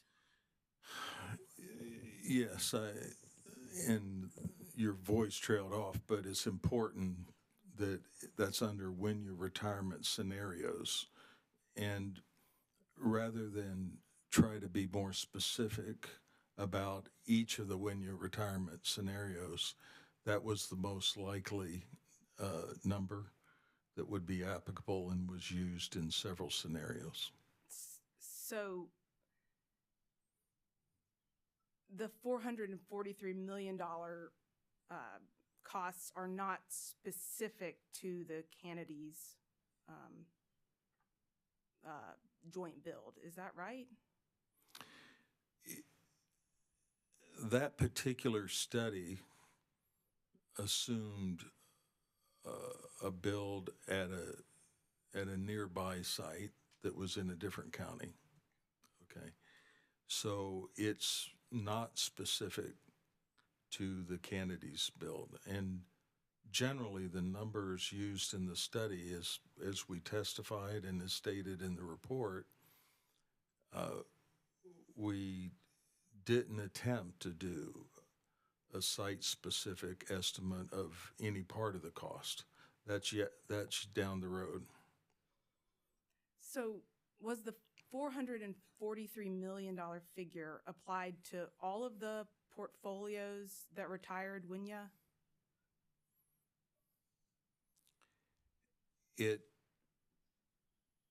I'll let Bob answer all of the portfolios, but generally it applied to the Wynya retirement portfolios, and a different number applied when Cross was also retired.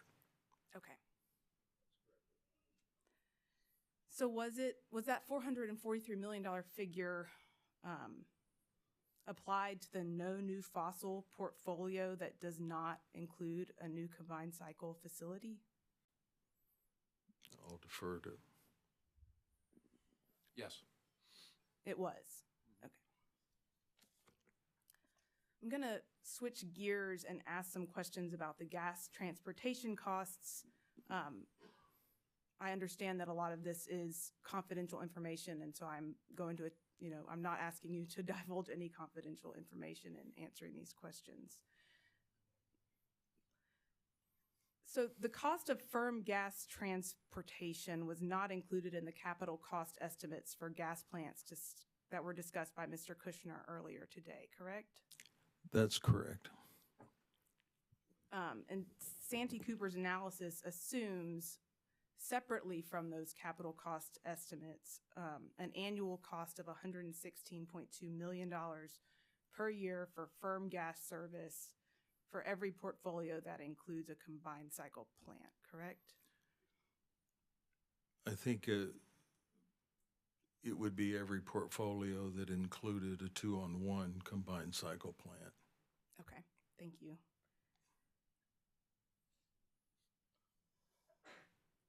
And Santee Cooper used that same figure for the annual cost of firm gas service to the Kennedy site? Yes.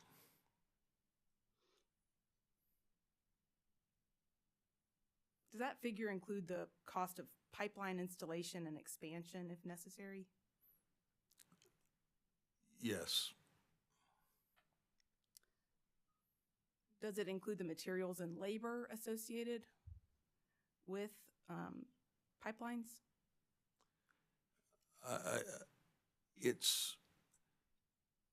The simple answer would be yes, but when you approach a pipeline company,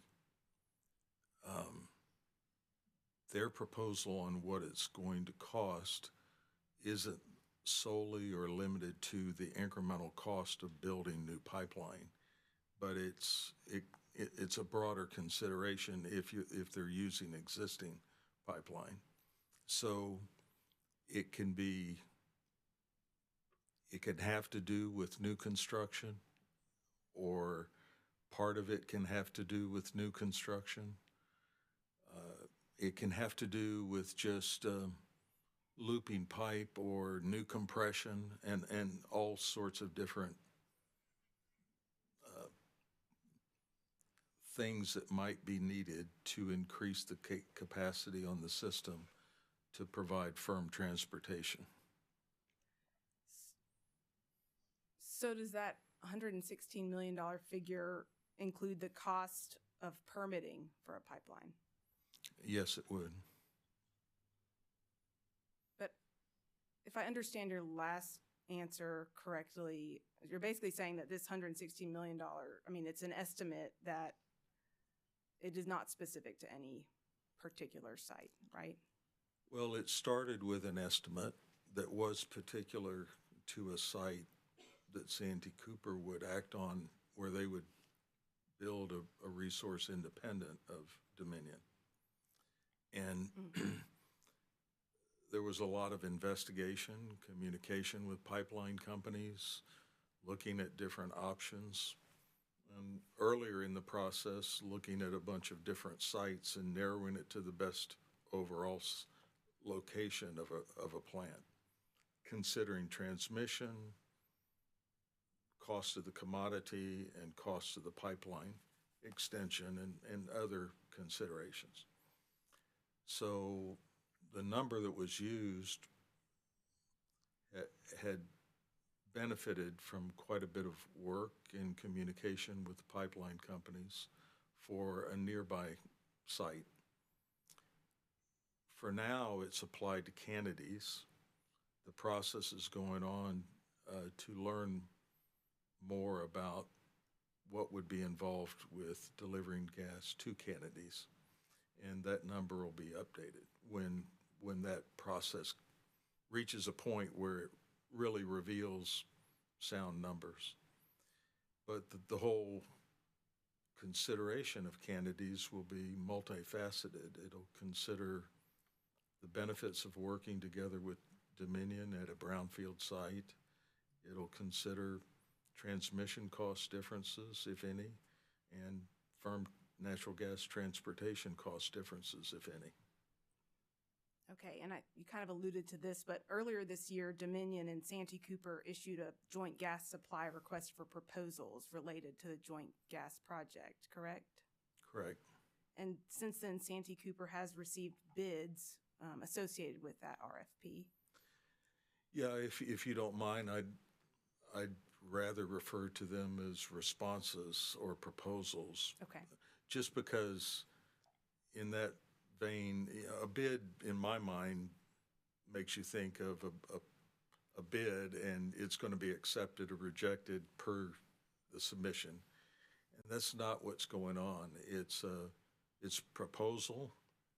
Then there'll be further investigations and planning and discussions with the pipeline companies, and then further investigation to find out if there's additional off-takers to share some of the cost of the expansion.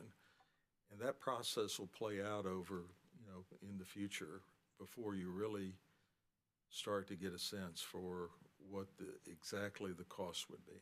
Okay, so if I'm hearing you correctly, it sounds like it's at a very early point in determining what the gas transportation costs will be. It's progressed quite a bit. I don't want to make it seem like it's at the very beginning, but there's quite a ways to go too. And it's progressed since Santee Cooper filed its IRP in this docket, correct? It has. And so the natural gas transportation costs that were assumed in the IRP were not based on any actual RFP responses, right? No, instead they were based on many hours of discussions with pipeline companies about various alternatives and indicative pricing that they provided. But that were not specific to the Kennedy site, right? Correct. So if the costs for gas transportation end up being higher than those that were assumed by Santee Cooper in the IRP, that would increase the cost of the preferred portfolio, right? It would, depending on the other factors that I mentioned that'll figure into the final decision on whether to work jointly with Dominion or build something independently at a different site. So the good news is that so far the responses to the RFP are tending to indicate that there's pretty good information as to what the cost of firm natural gas transportation would be at both the sites that are being considered. So is it possible to purchase gas supply from one pipeline, but for that gas to be delivered, it would require service on another pipeline? Let me try to answer it this way. It's typical that there's multiple pipelines involved in getting gas from the well fields to the use. Did that answer your question? Yes, I believe so. Okay. Would that additional service on another pipeline, I mean, that costs money too, right? That's all included in this RFP process. So every party that would need to participate in the delivery of the natural gas was invited to participate. All of them did participate, and then people more expert than I are putting together the different combinations of responses that make sense, evaluating those and trying to take that forward to determine really what the best course is and the real cost is.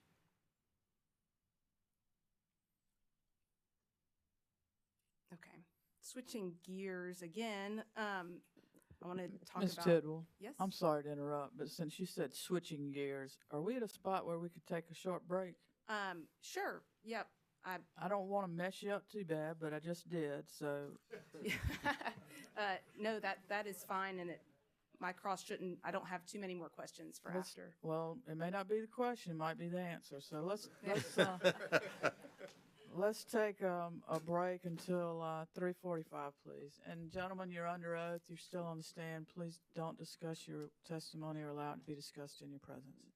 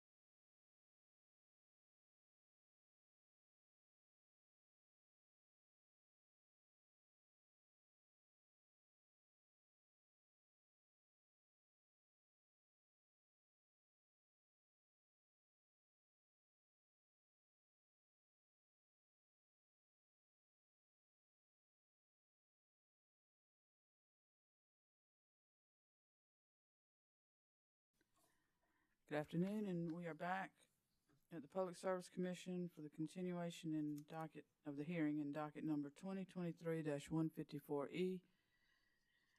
Let's take a roll call of commissioners. Present in the hearing room, we have Vice Chair Powers, Commissioner Thomas, Commissioner Carolee Williams, Commissioner Caston, Chair Belser, and with us virtually we have Commissioner Urban. Ms. Tidwell, thank you for your indulgence in allowing us to have a short break. You may continue with your cross. Great, thank you. So I want to talk a little bit about your rate impact analysis. So as part of your work on this IRP, you performed a rate impact analysis of each portfolio, correct? Correct. And that included a rate impact analysis for both the original May 2023 IRP and the supplemental IRP analysis, correct? Correct. And your rate impact analysis is different from the net present value of portfolio costs that were computed and discussed by Mr. Davis in his testimony, correct? Correct. And according to your testimony, this analysis is needed to evaluate the potential effect of the portfolio costs on the overall rates charged to customers. Is that right? Correct. But your analysis does not consider the same level of information normally reflected in financial planning studies or in studies used to set utility rates, correct? Correct. So those more detailed studies were not conducted for this IRP. They were not. Does that mean that you do not know how each portfolio would impact the bills of Santee Cooper customers? The rate impact analysis was designed to help you understand the differences between the portfolios. And I think it gives you a very clear view of the differences. But when it comes to setting rates, Santee Cooper, there are just numerous factors that will affect how they phase in increases in cost, how they deal with structuring financing, all those factors that are just beyond what could be considered at this point, especially 10, 20, 30 years out. So it gives you a very good idea of the relative rate impact of the portfolios, but not an exact measure of the rate.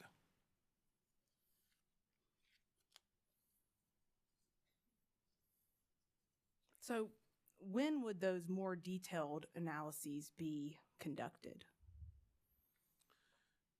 In Santee Cooper is, they wouldn't prepare detailed rate impact, rate analysis going out 20 years typically, except in a very rare circumstance. They usually look at 3-year plans and 5-year plans, and maybe even do a 10-year plan. But the further out it goes, their financial plans they're just that. They're for planning purposes. The real design of the rate or the determination of rates comes when they really are focused on a rate adjustment. So say if Santee Cooper applies for a certificate of public convenience and necessity for a combined cycle facility? They wouldn't necessarily be able to do something in more detail about rates than is in the IRP. They would have more information about cost and cost comparisons, but the rate question is really a financial planning type of a question. So as part of your rate impact analysis, you prepared the analysis on the sensitivity cases for low and high fuel prices and for mid and high CO2 prices? Yes, we did. Okay, if you'll please turn to your rebuttal exhibit 2. And I'll turn there as well. Could you remind me what page that's on? I'm not sure it has a page number. It's just your rebuttal Oh, exhibit. Exhibit 2. Okay, Yes, sir. sorry.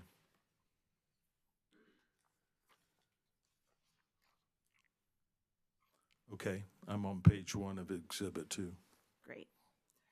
So figure 1 shows the rate impacts under the low and high fuel price sensitivities for the supplemental analyses, correct?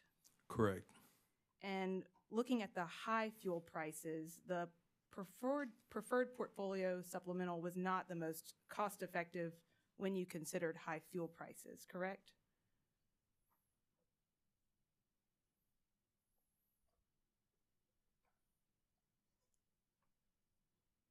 No.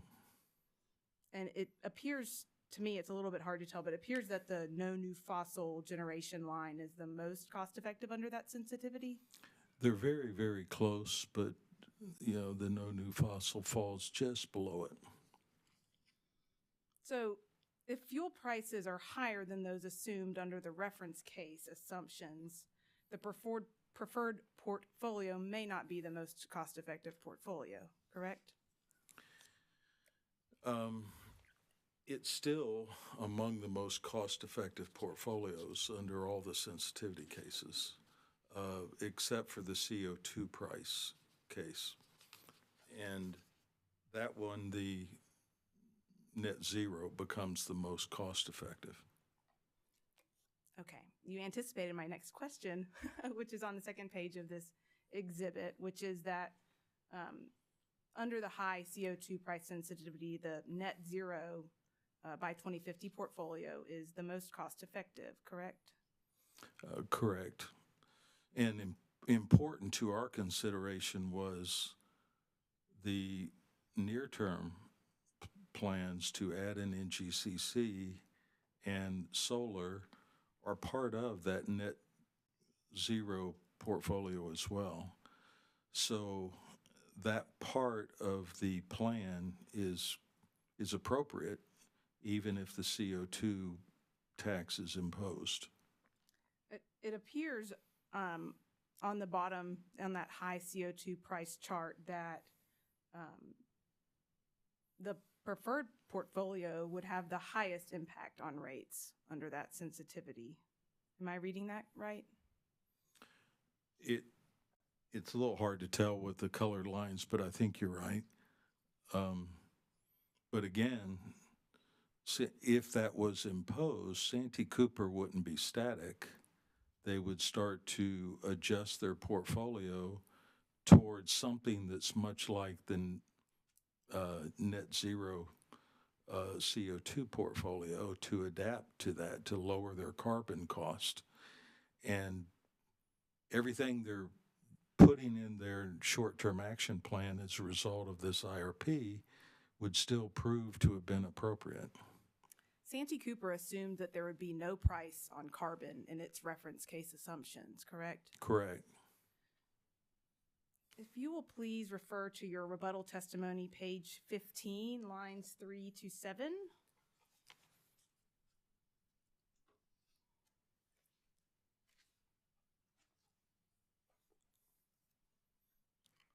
Okay, I'm there. Okay, and there you state that Santee Cooper desires to add solar capacity earlier than the models indicate would be optimal because doing so will reduce risks to Santee Cooper's wholesale and retail customers of solar price uncertainty and fuel price volatility, and is consistent with Santee Cooper's goal of reducing its carbon footprint, consistent with providing reliable and economic service to customers. Do you see that quote? I do. Can you explain what you mean by fuel price volatility? Yes. Natural gas prices can vary from from what the longer term trend might be for short periods of time. And that's generally the kind of thing that you think about in terms of volatility. Coal prices can be impacted by certain issues, transportation issues, constraints at mines, et cetera, and there can be sort of a relatively short-term step up in coal prices. That's kind of the volatility that is what, you talk about in there. To the extent you have more solar, you generate less energy using your fossil resources, which reduces your exposure to swings in fuel prices. And that's really what I was trying to get at.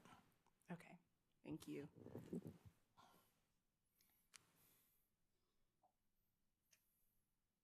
Fuel costs are typically passed on to utility customers, right? Typically, yes, there's an automatic fuel adjustment clause of some description that passes it on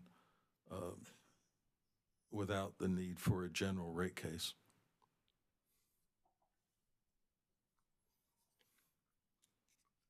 If costs associated with the approved portfolio are higher than estimated, ratepayers will have to absorb that extra cost, correct? Yes, that's true. Okay, thank you. No further questions.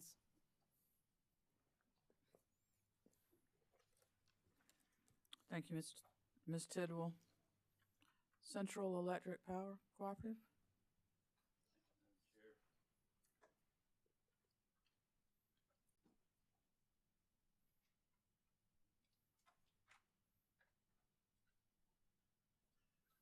Good afternoon, gentlemen.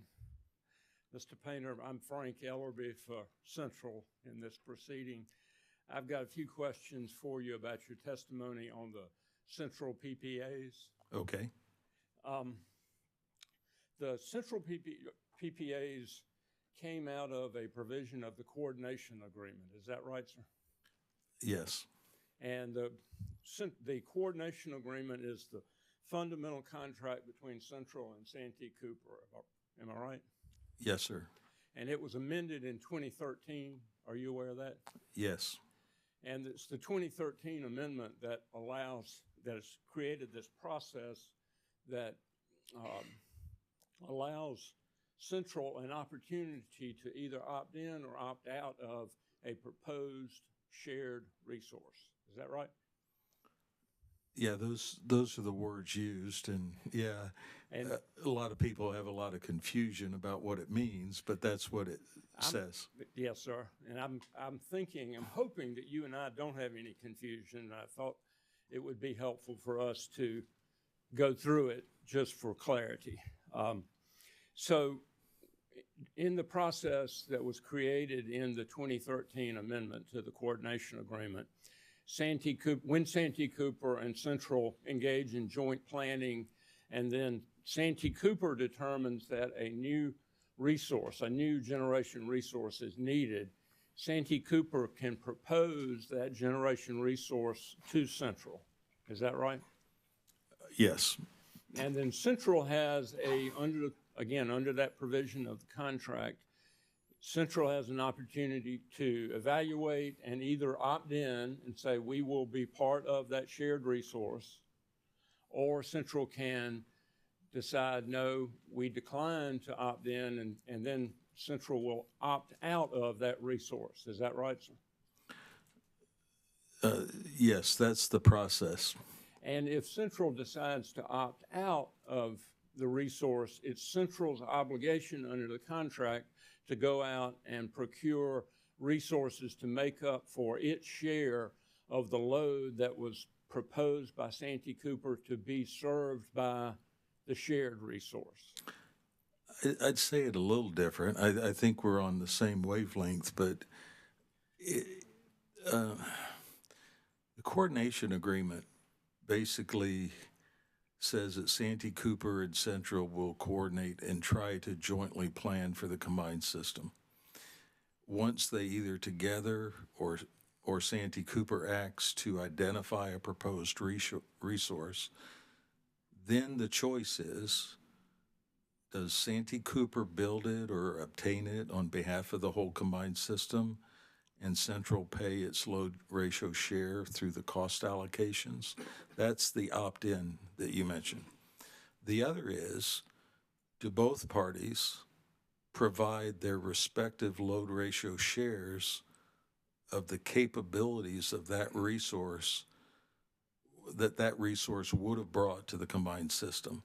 That's the opt-out scenario you talk about. And so Central does have the right to say, well, I'd rather not participate in the resource you're proposing. We'll bring our share of all the capabilities of that resource to the combined system. Yes, sir. And Santee Cooper does the same thing in Exactly. that opt-out situation. Yes, I was focused on the central decision-making. And in 2022, Santee Cooper did make a proposal for a shared resource that Central decided to opt out of. Is that correct, sir? Yes, sir. And so then Central went about the process of obtaining resources to meet the needs that would have been served by that shared resource. Is that right? Yeah, they've obtained PPAs to supply a share of the capacity of that resource. And so they've taken that step.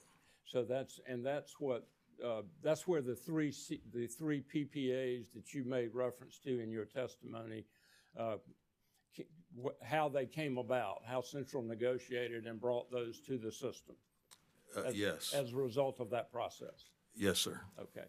And am I correct also that in that 2013 agreement, 2013 amendment to the coordination agreement, it is provided that Central has to pay for those resources that it brings to the process, or pay certain of the costs, and we'll go through them, associated with those resources. Are you familiar with those provisions of the agreement? Yes, sir.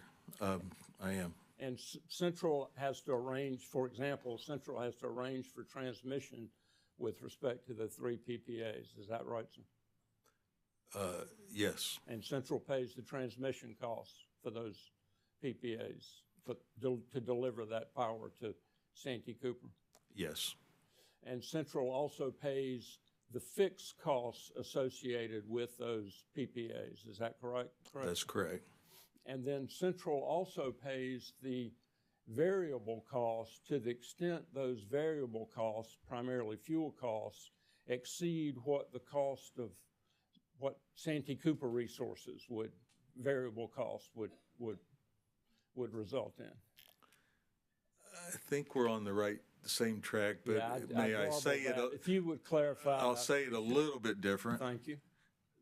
They're obligated to pay all of the costs of their non-shared resource, including all the fuel cost, all of the variable O&M, fixed O&M, capacity charges, transmission charges, all those charges, total cost. But then under the coordination agreement, Santee Cooper will dispatch their resources against the combined system load with all the other resources available, without distinction based on ownership.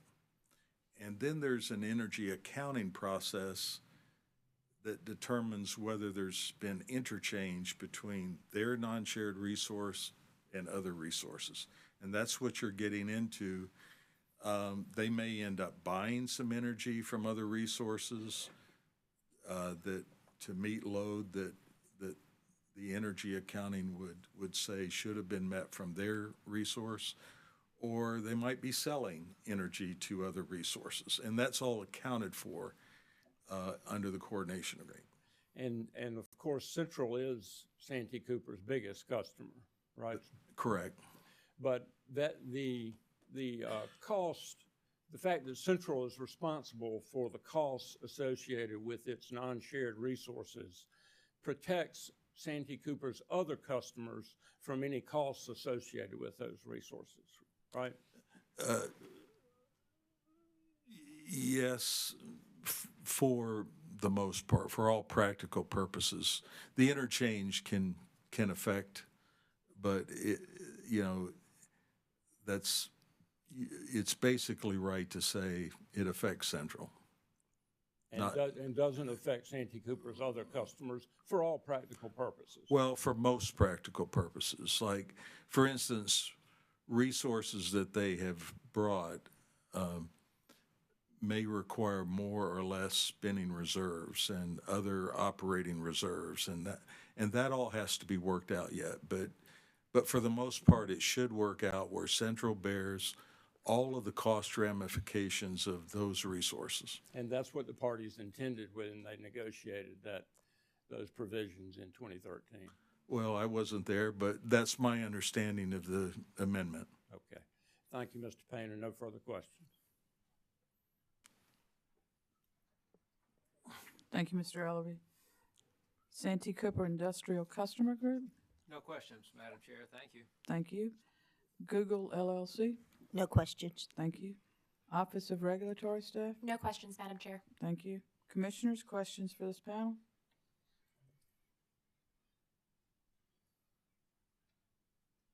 Commissioner Caston. Thank you, Madam Chair. Good afternoon, gentlemen. And Mr. Wintermantle, I think a roll tide is in order. I can say roll tide.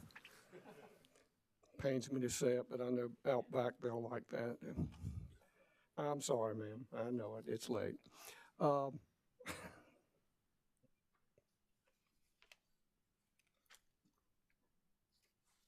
me find my first sheet.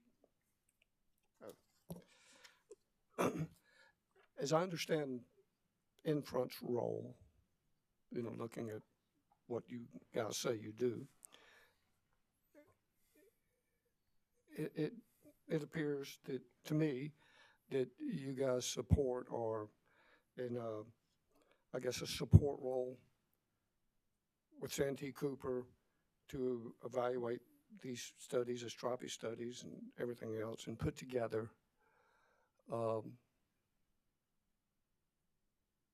the IRP that complies with the state law. Is that correct? Yes, sir.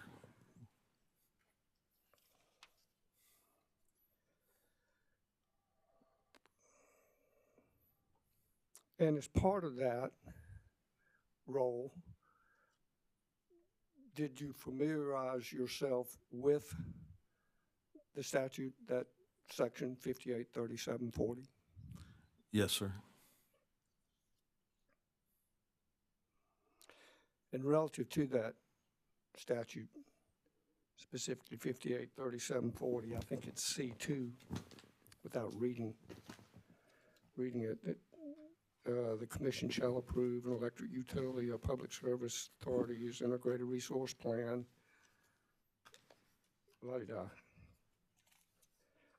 so on. And the last part says, well, the public service authority's energy and capacity needs as of the time the plan is reviewed.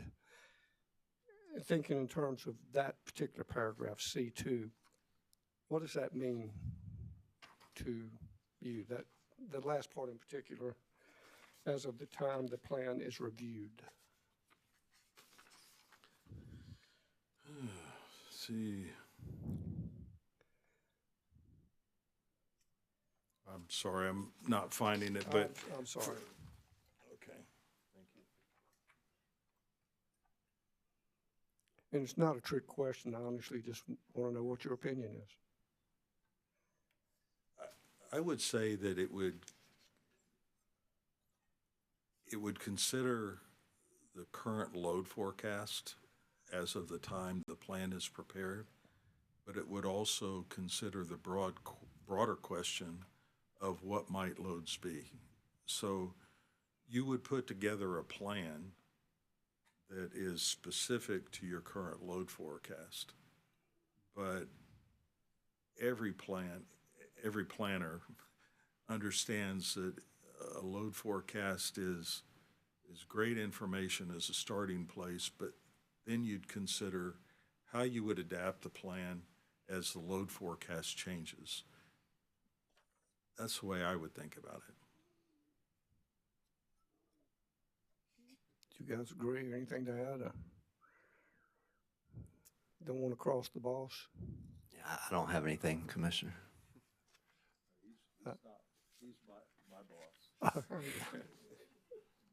Yeah, I would just add that as witness painter, and probably Mr. McCormick yesterday pointed out that Santee Cooper develops its load forecast and has an official forecast at the time each year. Will update its load forecast, recognizing that those conditions change, as Mr. Painter pointed out. But it's part of standard practices for IRPs to consider the uncertainty associated with load. Okay. And in your opinion, I guess in front, the gentleman sitting there representing it, relative to, I guess, compliance with South Carolina Code 583740, does the preferred supplemental portfolio comply, in your opinion, comply with the statute, or does it not comply with the statute? I've concluded that it does comply in all respects.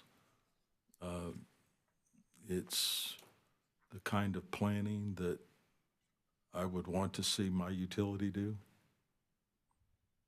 And it does comply with the statute. It does identify the most cost-effective and lowest ratepayer risk portfolio. It has considered all the different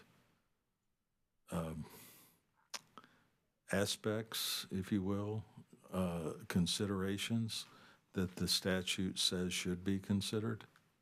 So I think it's, we believe it does comply. Okay, thank you. And Mr. Painter, I think earlier, probably this morning, I can't remember who was questioning it, but you had made the statement, and it's not exact, but something along the line, significant additional generation sources needed to be accomplished in the next X years, and I thought you said 8 years, but I guess here's what I'm asking.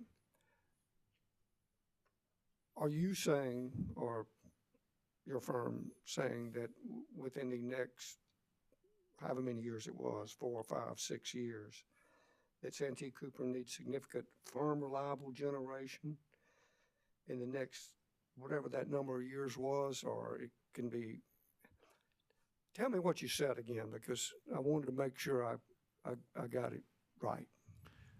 Santee Cooper has adapted to the higher reserve margin that came out of Mr. Wintermetal's study by adding short-term resources.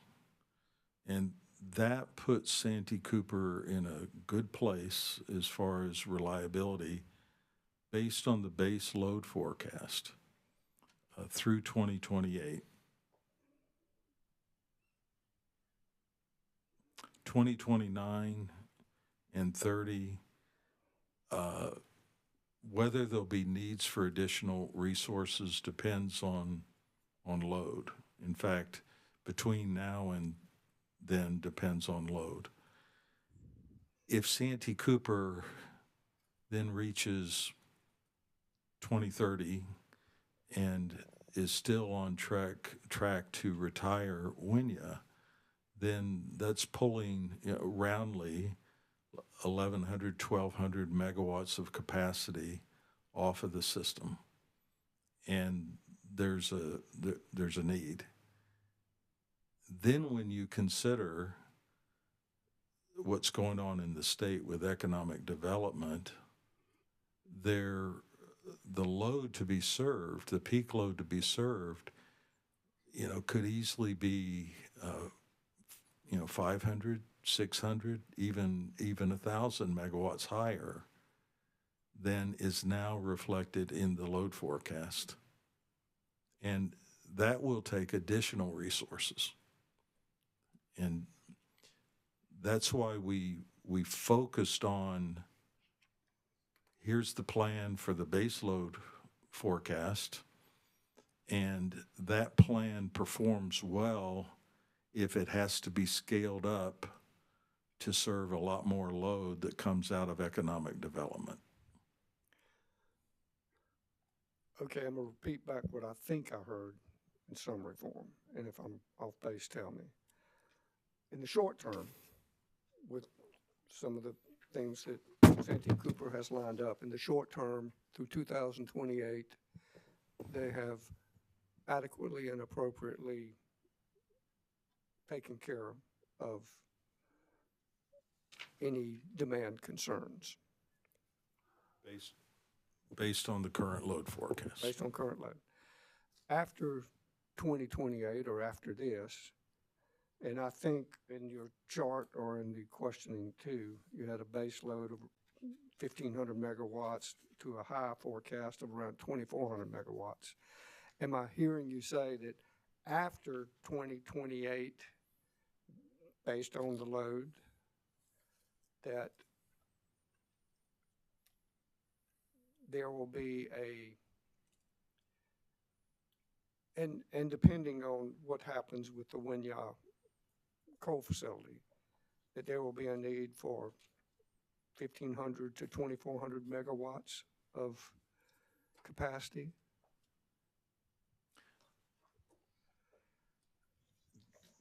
Could you go to the one in in all the way back in the executive summary, the original? Yeah, that chart that's there on the. Yes.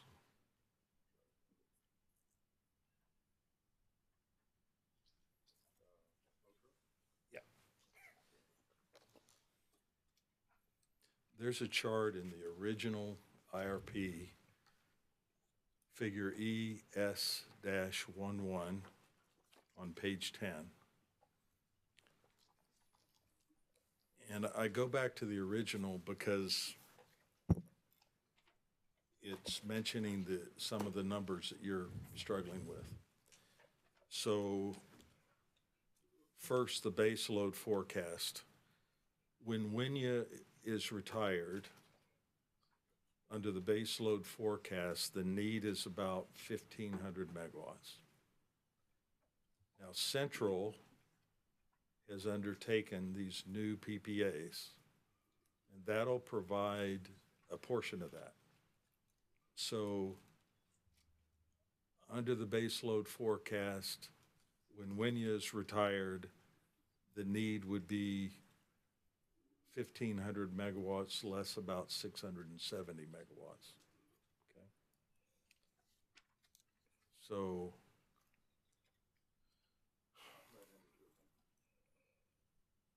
what's the difference between 1,500 and 800? Okay.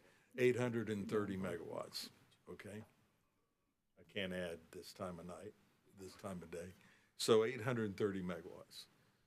So that's the base load forecast reflecting the 3 PPAs that Central has already arranged for. You notice the next number down, as of May, when the IRP was being prepared, Santee Cooper talked with Central, and together they tabulated the prospects being identified through the economic development. And they assigned probabilities of the loads really coming to fruition. And they added up the probable load. And as of that time, roughly the April-May timeframe, they tabulated that there was probable 600 megawatts of new load to be added in the system. And that's where the base with potential new loads comes from. So where we have 830 with Central's PPA, that adds 600 megawatts of capacity requirements. So now we're up to 1430. And then we recognize that there's still more work going on with economic development. You read about it every day, and the possibilities are that it would be even higher than that 600 megawatts. So as Santee Cooper was working on this plan, we decided we should focus on that high load forecast almost as much as on the base load forecast. We got to put together the plan for the base load, but we got to make sure it can handle the high load forecast. So that would boost it up there to the 2,400 of need, less the 670 that Central's already arranged for. So that's the picture of the need, and that need would occur when Santee Cooper, retires Winya. And since Winya is only, in the range, is it 1,100 or 1,200? 1,150, 1,150 megawatts is a decent approximation. You can see that there's some need that's related to higher loads, and that need related to higher loads can be very large. So I think there's a very high probability that noticeable, very significant resources have to be added to the combined system, even beyond Central's PPAs, to get to the point where Santee Cooper can serve the growing load and afford to retire Winya. Is that? I think so. Again, short term, in the short period, with the efforts that Santee Cooper has made to try to acquire the sources, Cherokee, whatever.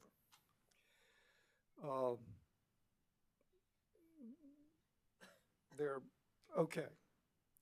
Looking out. Go ahead. Yeah, but just to remember that some of these economic development loads can become real in relatively short periods, a year, 2 years, 3 years. They can become real in 2027, and so that can add to the system need in the short run. But in the very near term, Santee Cooper has the system at a point where the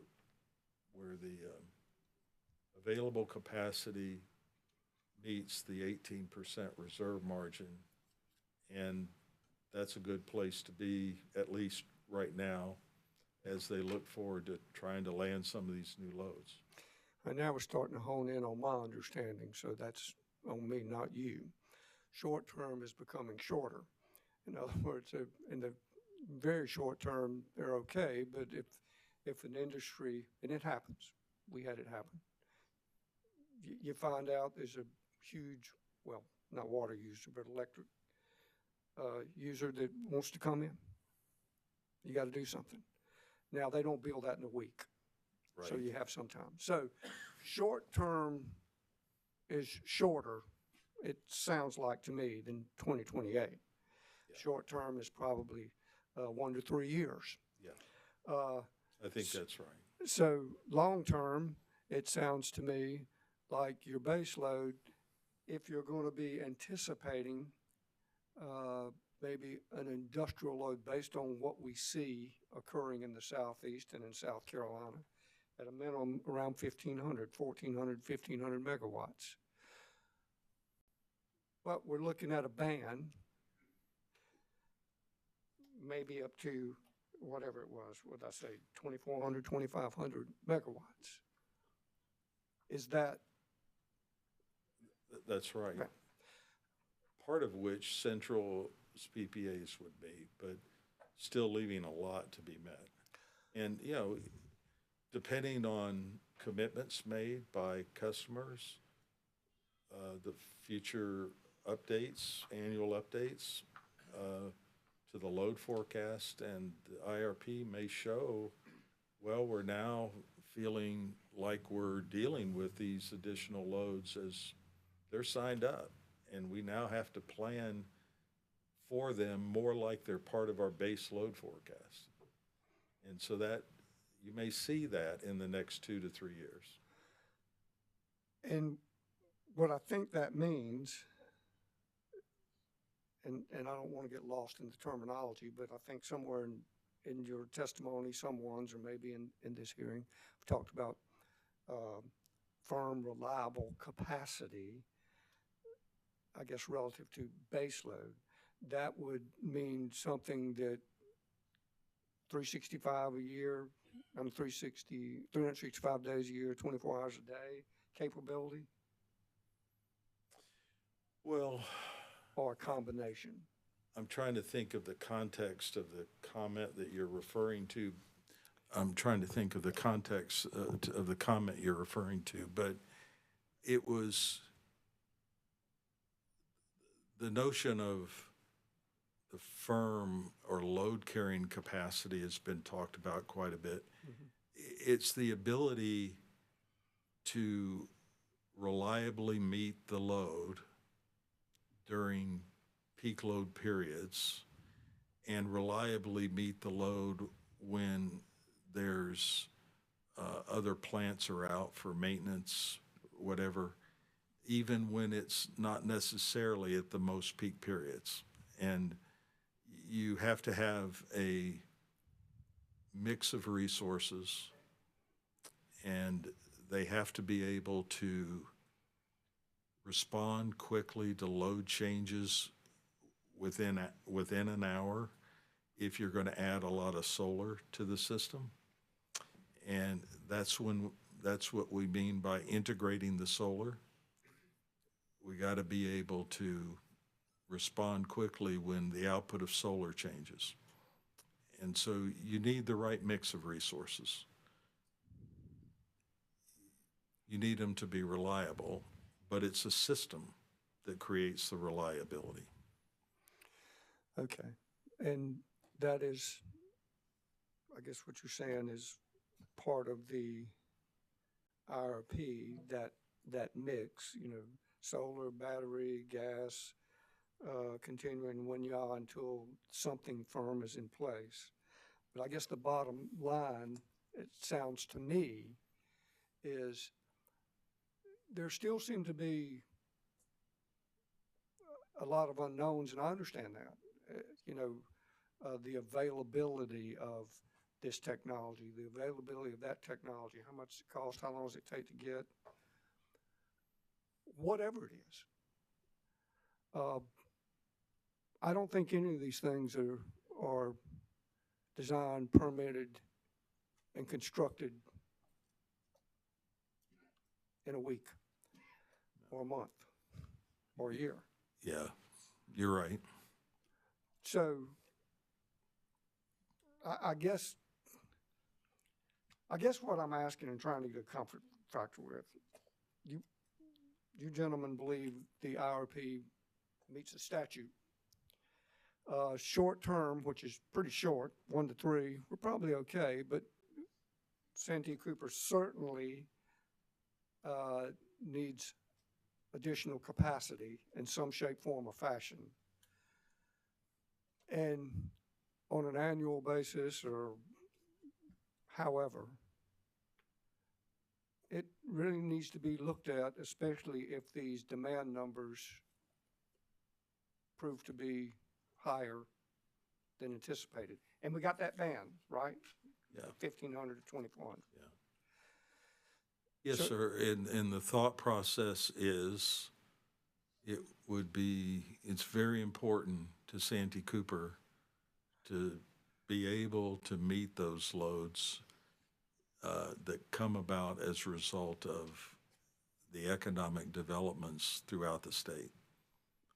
They're just committed to trying to position themselves to be able to do that, to support what's best for the state. Okay, thank you. And just one other question, actually, and all the question back and forth and looking through the exhibits. On page 30, actually it's 31 of 50 of the, I think this is the ELCC study. In any event, it's on figure 18, resource capacity mix, and it shows that pie chart for 2026 and I think 2029. And I was, looking at that, thinking about it, looking at the solar, but I noticed in that paragraph on page 30, or 31 or 51, where it talks about all values are in megawatts representing summer capacity values with solar resource shown with nameplate values. Now, since I knew I had a plethora of engineers sitting there, again, not a trick question, I want to know what that means to you, nameplate capacity of, in this case it says solar. Is that is that the solar arrays, the nameplate capacity of the solar arrays, or is that, what is that? I'll give you my working definition, and then he can give you the right definition. Wonderful. Nameplate is just for any kind of a resource, is the peak of an amount of power that it can produce and deliver to the system, say within an hour, or in an hour. So it's a snapshot of its capability to produce power. So for solar, at the peak of the sun, the peak of the hottest day with the greatest solar insolence, it can produce 100 megawatts of power. That's the nameplate. That's different than how much load it can carry. Because in the winter, the peak usually happens by 8 a.m. in the morning, and there's almost no solar energy to be harvested. So it has very little capacity value or effective load carrying capacity in the winter. So that's the difference. When you start using energy limited devices like batteries, the more you add, since they're energy limited, you might add a battery that at any time could provide 100 megawatt hours in an hour, but because of its energy limitation, as the load curve gets fatter and you add more and more, it can't carry that much load. So I think Witness Painter covered it. I would add, just for clarification, I think the pie chart you're looking at, that's from the reserve margin study. So that's done on the front end of the IRP. So these numbers probably are a little different than what came out of the final portfolios. Mm-hmm. But another way to look at the solar number, when I think about winter load carrying capability here, we generally are seeing 2 to 3% of the solar nameplate would be what we would count as load carrying, or kind of the firm capacity that you were talking about earlier. So if we're looking at 1,000 megawatts of solar in this pie chart, we're really only counting that as 20 megawatts of firm capacity in the reserve margin. Firm capacity, and again, it wasn't a trick question. I just no, but it wasn't. It was what, how perhaps we think of things in terms of. Yeah, but that's why we see the 1,000 megawatts in this pie chart as an energy resource. It's not providing the 7 a.m. firm capacity, but it does provide energy at low costs, as Witness Painters discussed earlier. So it serves a role. They all serve their role. Hopefully the pieces of the pie come together and make us reliable. I appreciated it. Annoys these attorneys when I get engineers up here. It's kind of fun. I like it. Thank you. Commissioner Carolee Williams. Thank you, Chair Belser. Good afternoon. Kudos to everybody for the endurance. Mr. Wintermantle, this is more of a curiosity question, but when you talked about no less than 17% for planning reserve in the winter, and I think no less than 15% in the summer, the curiosity part of this is, you know, I know why we're focused on winter, but I also know that we have some summer peaks that continue on a regular basis and maybe need more sustenance, for lack of the appropriate word. My question is there any reason technologically to be thinking in the future about that summer circumstance? As we look at batteries, is it, you know, and we're thinking about recharging a system, does it become important, or is it still right for us to focus on what became 18% for the planning reserve for the winter? Does that question make sense? Yes, it does. And really what's happened over the last decade is we've shifted to this winter peaking. So the constraint is in the winter. And a big portion of that is because of the chart we just looked at. That solar 1,000 megawatts of capacity, it provides firm capacity in the summer of, you know, maybe it's 30 to 50%. So that 1,000 megawatts becomes 300 to 500 megawatts in the summer. And so we don't have the need in the summer because of all the solar that we're adding. The other large component that makes the winter reserve margin higher than the summer is the load response from weather normal. When we think about winters and we think about the temperature history, if weather normal, and I don't have the numbers exact, but if, let's say, weather normal is 16 degrees in Santee Cooper, we've had a year where we've gone low single digits. And so that variance, there's lots of uncertainty in that load. When we think about summer load, again, making up numbers, weather normal might be 99 degrees, and the most we've ever seen is 104. So that variance in what load can do, the temperature causes us to carry higher reserves in the winter. And so those two things, load response in the winter and the build out of solar, will make the constraint push to the winter. And we've seen that throughout the Southeast. Okay. Thank you. Mr. Painter, did you work on the IRP for Santee Cooper in 2020? Yes, ma'am. Tell me more about the load need and how that has changed from 2020 to now. Yeah, I'm reading your face, so I'm happy to add more to that, but the background really is that I think there's a lot of discussion right now in the general news and by our legislature on economic development and the load that's occurring. Is that something really current that's taken us by surprise? Is it something we were thinking about in 2020? Do factors like Mr. Ellerby talked about, I think he talked about the joint project that Central decided to opt out on, did that change things? My overall question is, we hear the need right now, and I'm just looking back a little bit to say, why is the need so big right now, and why didn't we anticipate it?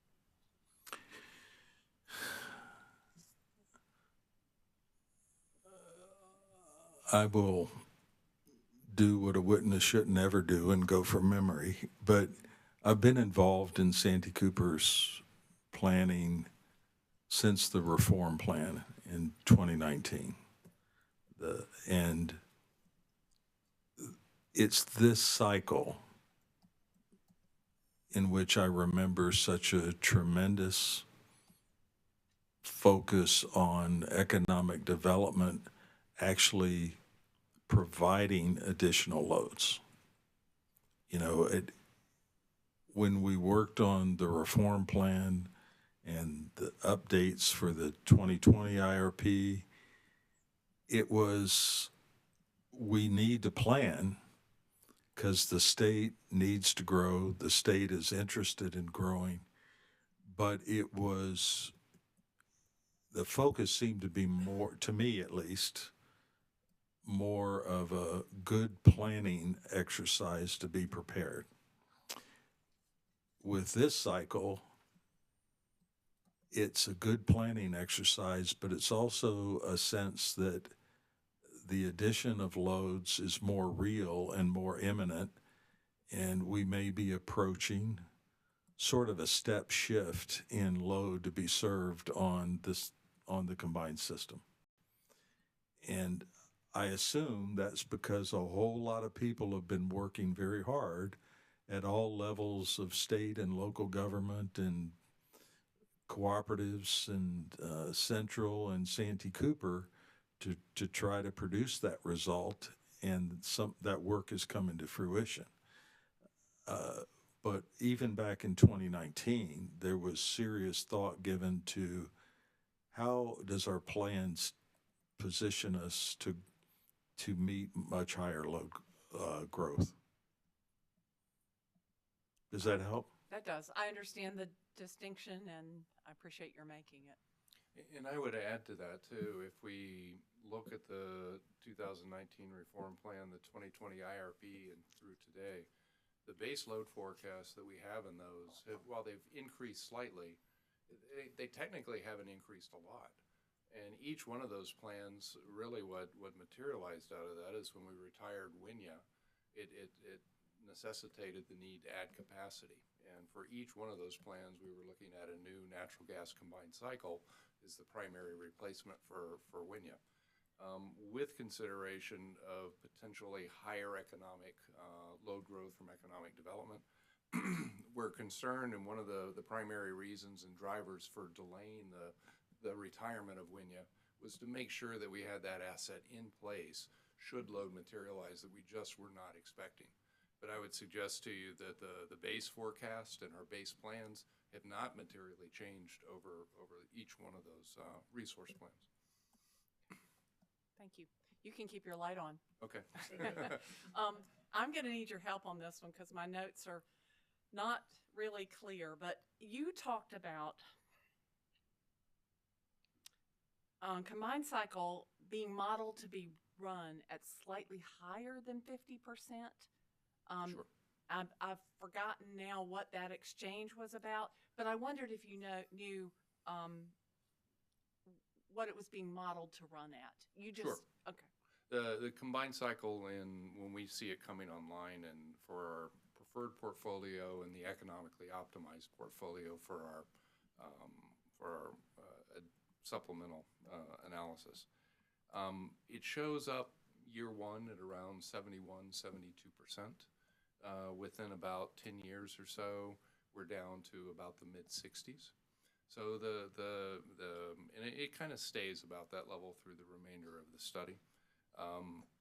The conversation that was occurring when we were talking about that was relative to the proposed Section 111 greenhouse gas rules. One of the pathways to compliance for a new combined cycle is to make sure that its operation stays below a 50 or 55% capacity factor.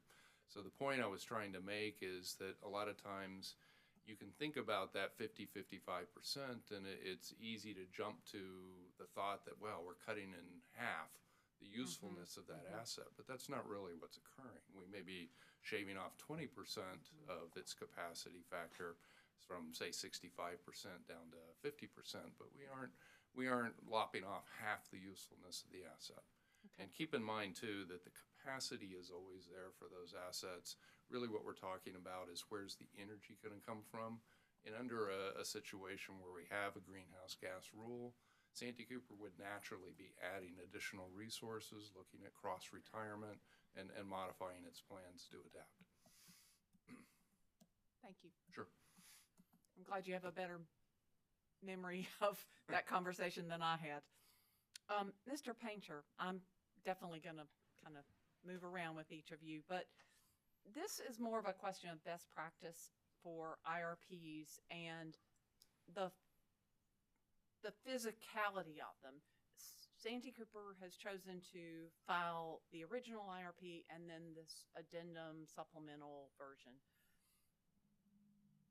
Is it better to have them in that evolutionary kind of manner, or in other cases we've had whole new IRPs that have been put together so that if 5 years from now, somebody wants to see the 2023 Santee Cooper IRP, you don't have to think or know that there's a supplement in addition to the original. Yeah, I understand your point. It's really a question. It's not a Yeah. point, but Yeah,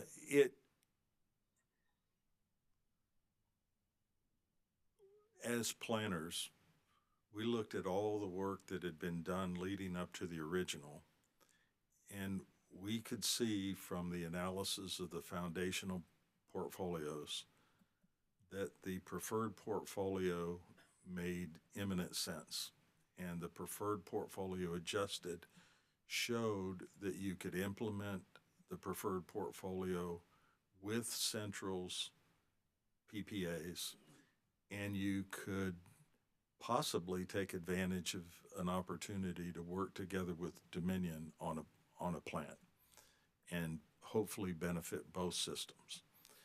So we got to that level of learning, and we understood it. It was very clear to us. The ORS looked at it, and they rightly said, you really ought to have all of these analyses so they're directly comparable.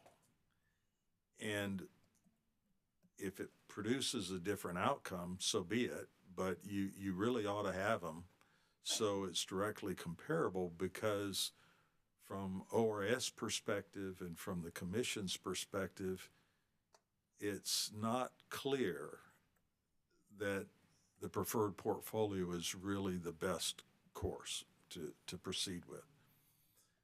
We thought about that for a few moments and had to admit they were right. So we put together the supplemental analysis, and when it was done, it did not change any conclusion. In fact, it confirmed everything that had been done, just like we thought it would. But it also made it much clearer, just like the ORS thought it would. So it's a good outcome that they pushed us to do it. They recommended it be done. It's better for everybody that it was done, but it doesn't replace the original. The original analyses in the IRP are still valuable and still important. Just like today, I was able to say, well, in the original, we modeled all the additions of solar with zero constraints. And now we're modeling it in a different way with a more practical implementation of solar, but it tells you the same thing as to what Santee Cooper ought to be doing over the next 3 years. And that's comforting. You know, the more you look at something like this from different perspectives like that and come to the same answer, that's comforting, and that should enhance the quality of the decision. thank you. In general, what I think you said, I'll put on my Commissioner Caston hat. Had it been radically different, you might have felt the need to update the entire IRP, but because the data kind of built on itself and affirmed the preferred portfolio, you felt like an addendum was appropriate? You said it much better than I did. Thank you. Flattery will get you everywhere. I have to confess that I'm going to take you back to a question you've had earlier today, and I just could not really follow. And this if you look at the supplemental, and we look at table 14, table 18, and you took us earlier today to table 2-5. I don't know that we need to look at table 2-5 right this minute, but when I compare table 14 and table 18, and I look at the battery storage, and I look at new wind, I don't understand. It's really very humbling to admit in front of everybody. I don't understand how we got from Table 14 to Table 18. And what I particularly notice, because I know we've got the preferred portfolio adjusted and preferred portfolio supplemental, what I notice is 350 megawatts of battery in the 2032 to 2040 timeframe, and then I see 400 megawatts of wind in the 2040 plus. And I guess I understand the wind. So it's because you were not looking beyond 2040 on Table 14. Correct. Okay. On So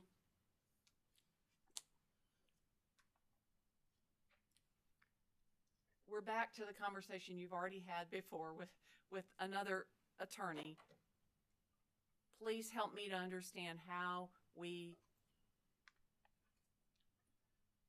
get to the updated preferred portfolio in Table 18 and showing numbers that they do. I can see the relationship to the reference case. Is that what I'm missing? Does Table 18 pull from the reference case in Table 14?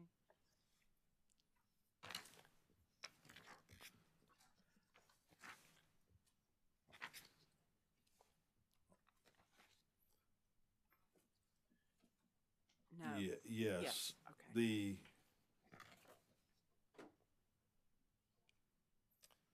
The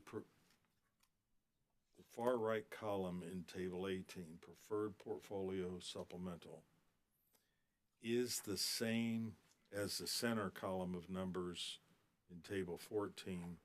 Is the Preferred Portfolio Supplemental under the reference case assumptions?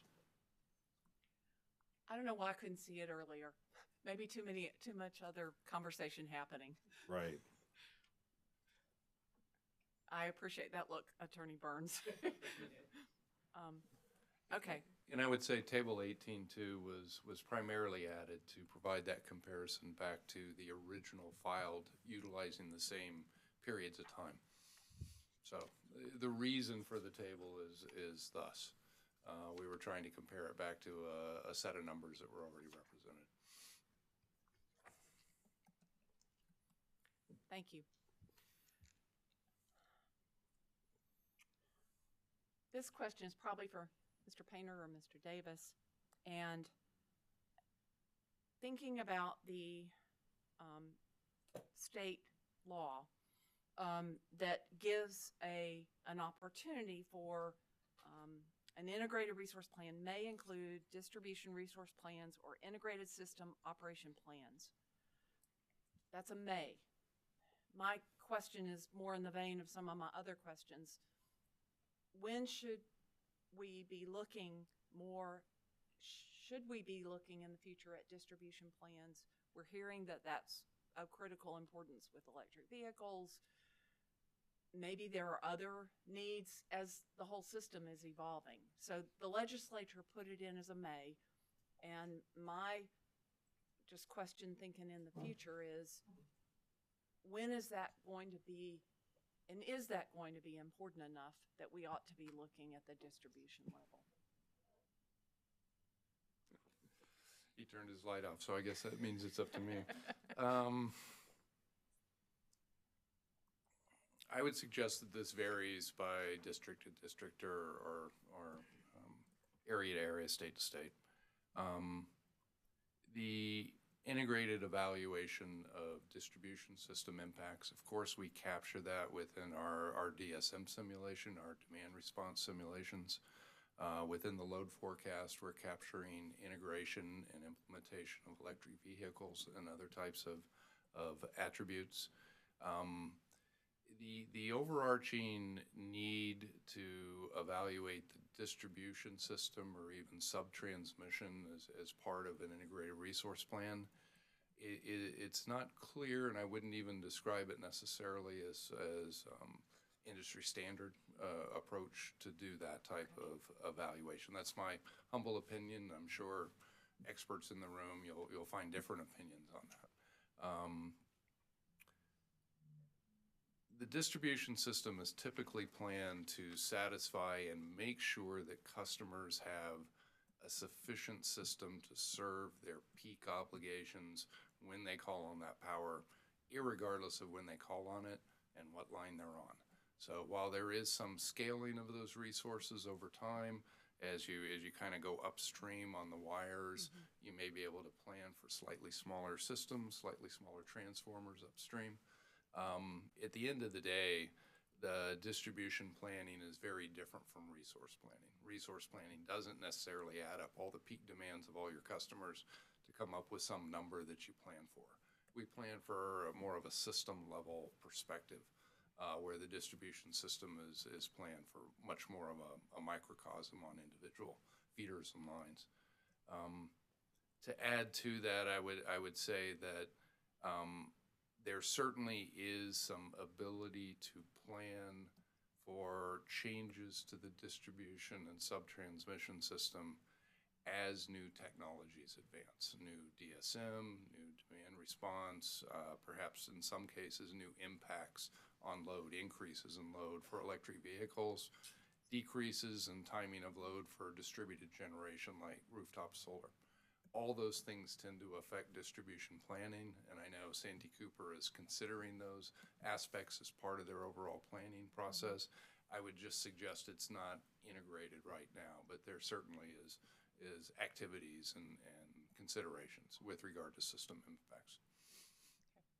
I know that was a long-winded response, but it's a tough question. I would add to it just a little bit. The exact wording that you refer to refers to distribution resource plans and integrated system operation plans. So,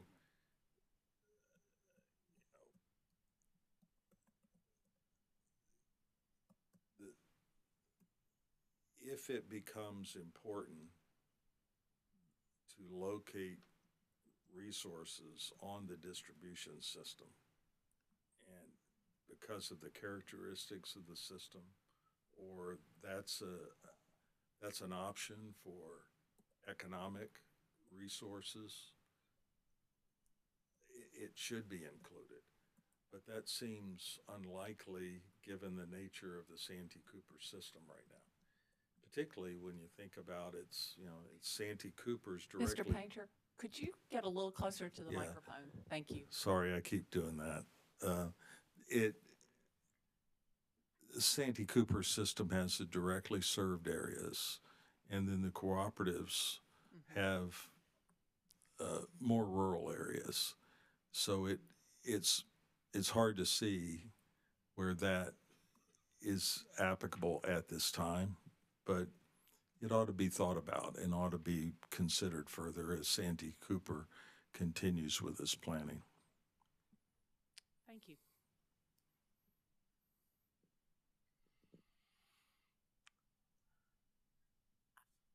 Mr. Painter, you talked about the fact that the 300 megawatts of solar that's in each year through 2029 is not a cap.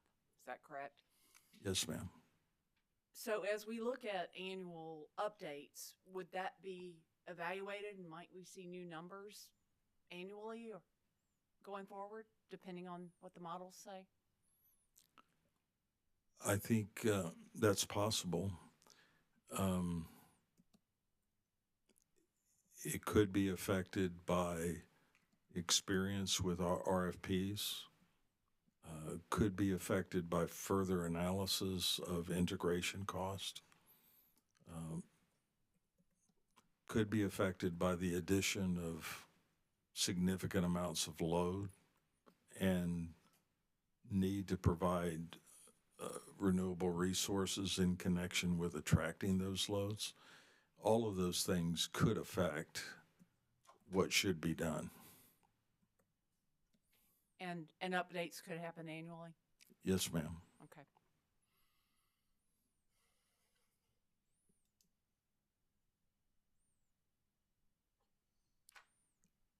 Is the same really true with the natural gas combined cycle plant? As we learn more about what it's going to take, what it's going to cost, what the load is, what the need is? Will that also be updated? It would be, to me, it would be expected that it would be, as the annual updates are done, there's going to be more information available. As Santee Cooper and Dominion work together, the benefits of working together or higher cost are going to come into focus. You would expect there would be benefits, but you don't know that until everybody puts pencil to paper. Thank you very much, gentlemen. I appreciate the answers and the conversation. Thank you. Commissioners, further questions for this panel? Madam Chair. Commissioner Urban? Thank you.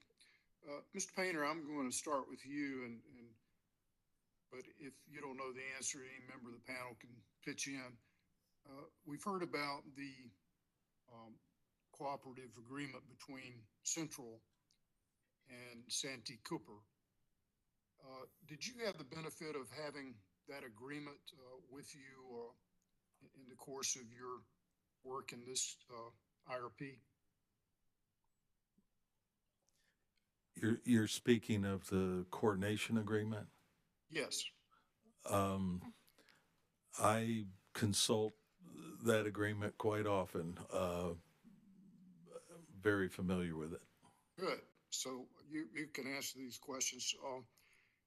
Does the agreement provide for either party to opt out after a sufficient notice? And if a party, let's say Central, decides they want to opt out,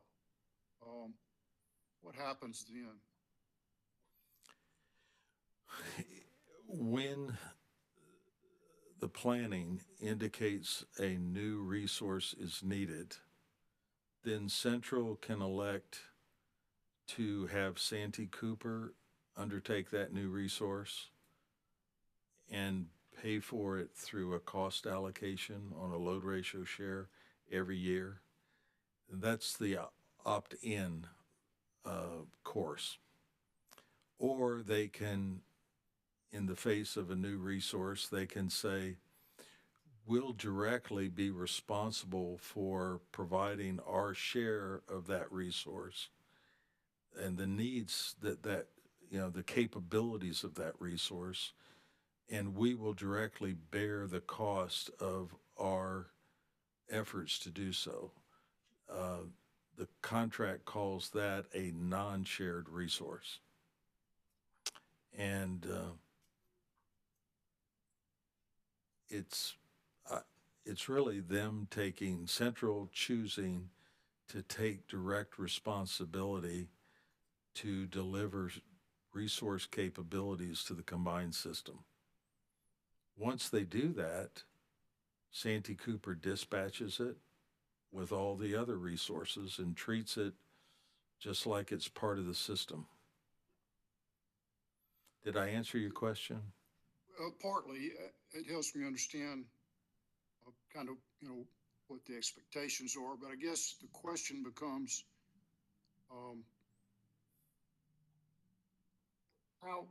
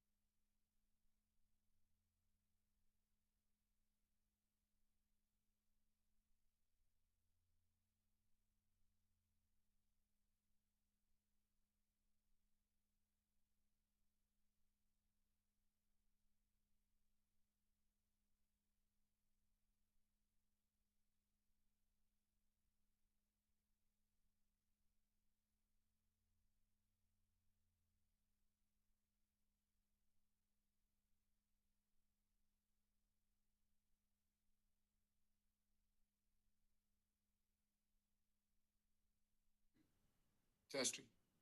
Can you hear me? Commissioner Urban, can you hear us? Testing, testing. Commissioner Irvin, can you hear us? Yes, Okay, we can hear you now. thank you. I don't think we got your question that you were All right, asking. let me repeat the question then. Thank you, Madam Chair. Mr. Painter, going back to your explanation, if, hypothetically speaking, if Central opts out, what's the time frame for giving Santee Cooper notice of that opt-out? And exactly how would the payments be made? Is that included in the agreement itself? When the need for a new resource is identified and Santee Cooper proposes to go forward with a shared resource, there's a period of time, and I believe it's on the order of 3 months, 4 months time for Central to decide whether to opt out or not.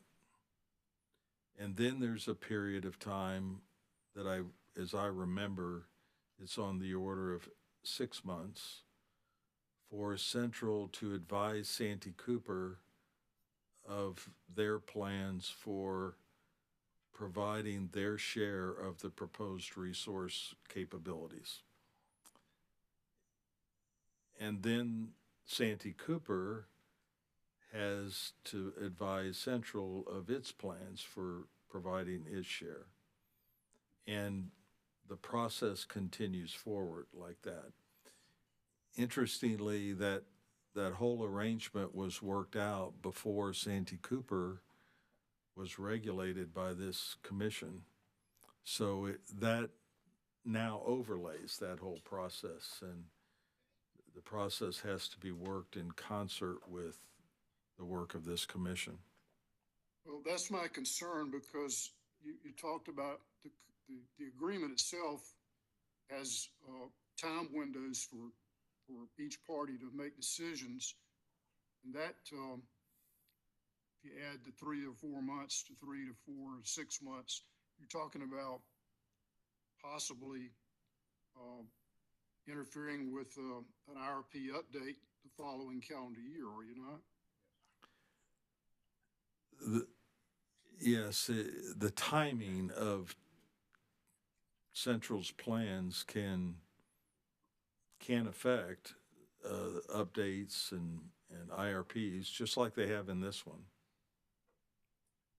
Or does that concern you as a planner going forward? I mean, I can see some potential pitfalls there in terms of the commission's ability to get back to the IRP to make additions or modifications as needed, and then, to hold another hearing and have a determination, assuming the parties could reach an agreement. But even if they can't, what happens then? It does add uncertainty to the process.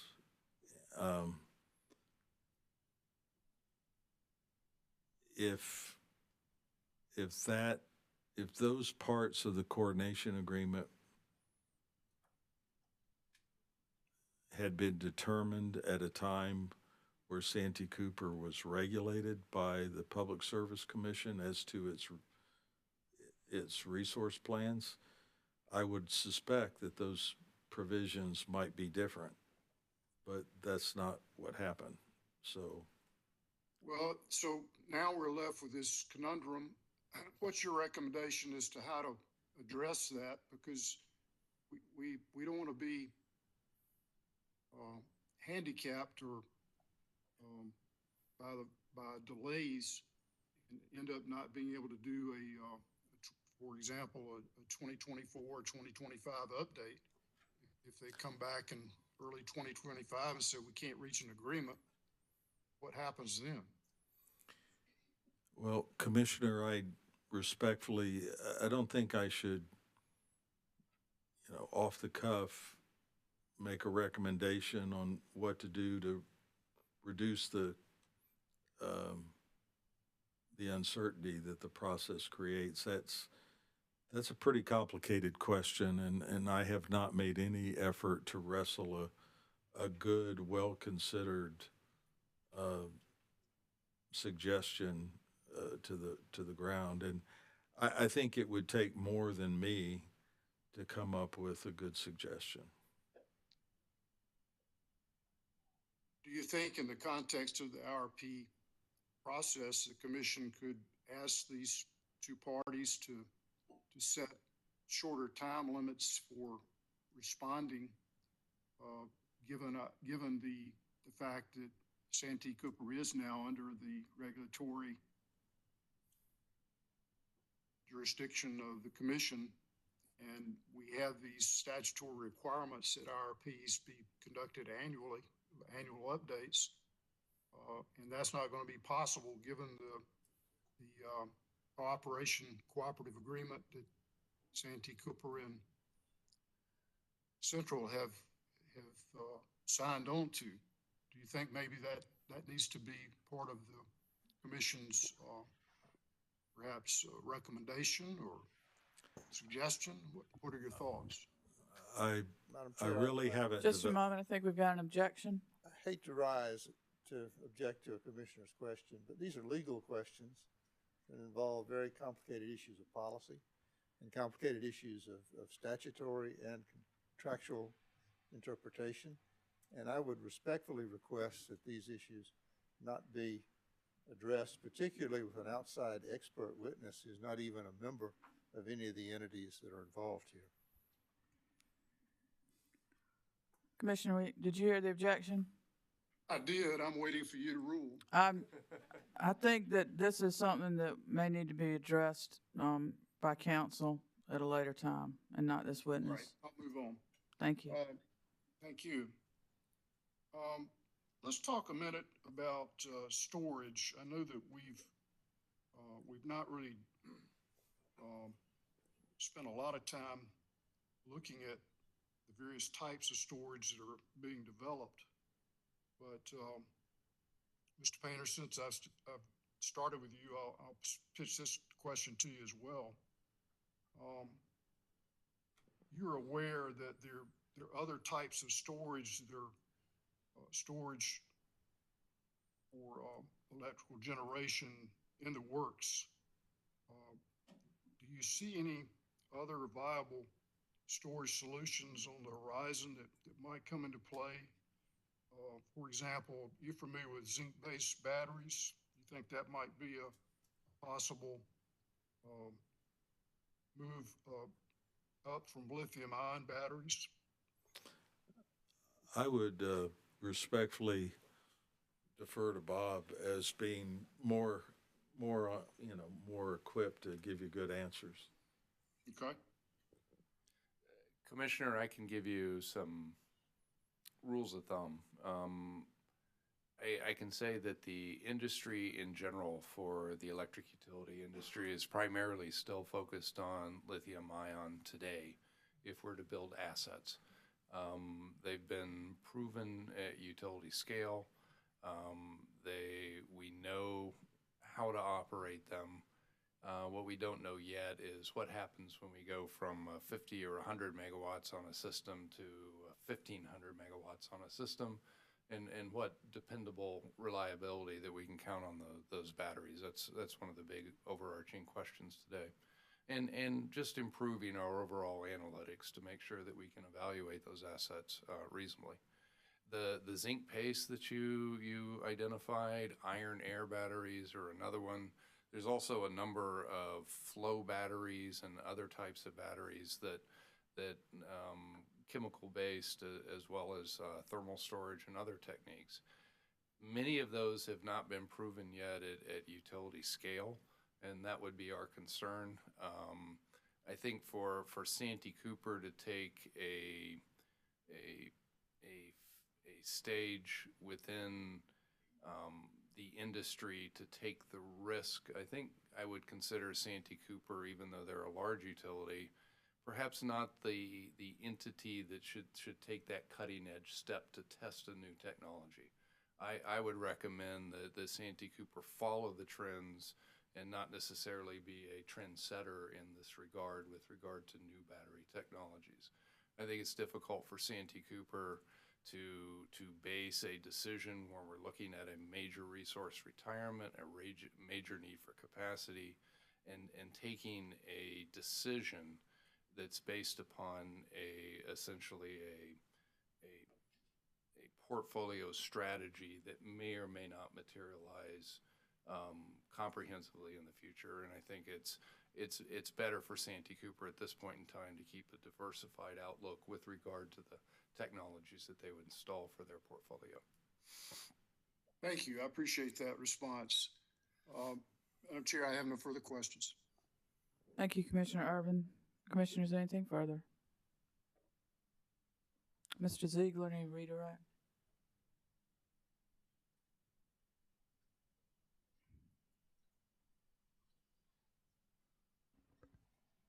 Chair Belcher, I know the hour's late, but I have a few small questions. Go ahead, please. I'll begin with witness Wintermantle. In your cross-examination by Ms. Nixon concerning the use of SERVIM analysis, you carefully limited your answers to the value of using SERVIM to assessing the generation adequacy of components of reliability. Apart from generation adequacy, what other factors could a utility properly consider in evaluating the acceptability of a potential generation plan from a reliability perspective? Yeah, that is correct. Certainly resource adequacy was the primary output of SERVIM. When you think about overall reliability outside of resource adequacy, there's certainly deliverability and transmission. There's interconnection of projects. I imagine the other two witnesses on the panel have several other, but then there's operational reliability as well. So thinking about integrating renewables, meeting NERC minute-to-minute BAL standards. So certainly resource adequacy is a component of the overall reliability of a portfolio. Thank you. What impact would a 2 to 4 day winter storm have on the ability of even 4 or 8 hour batteries to support system reliability? Yeah, I mean, difference between a fully dispatchable resource, assuming it doesn't have forced outages, a system full of fully dispatchable resources would certainly fare better than a portfolio with significant 4 hour storage over a 2 to 4 day period. Not to say that you can't overbuild the system, because the ELCC of storage is high initially. As we add more and more penetration of that, you need longer and longer duration. So there's a limited amount that we're going to get that high capacity value for. And so certainly there's a place for it. I think our calculations with the ELCC show where that will begin to run out as we look at higher penetrations of ELCC and it demands for higher duration battery or fully dispatchable resources. Thank you very much.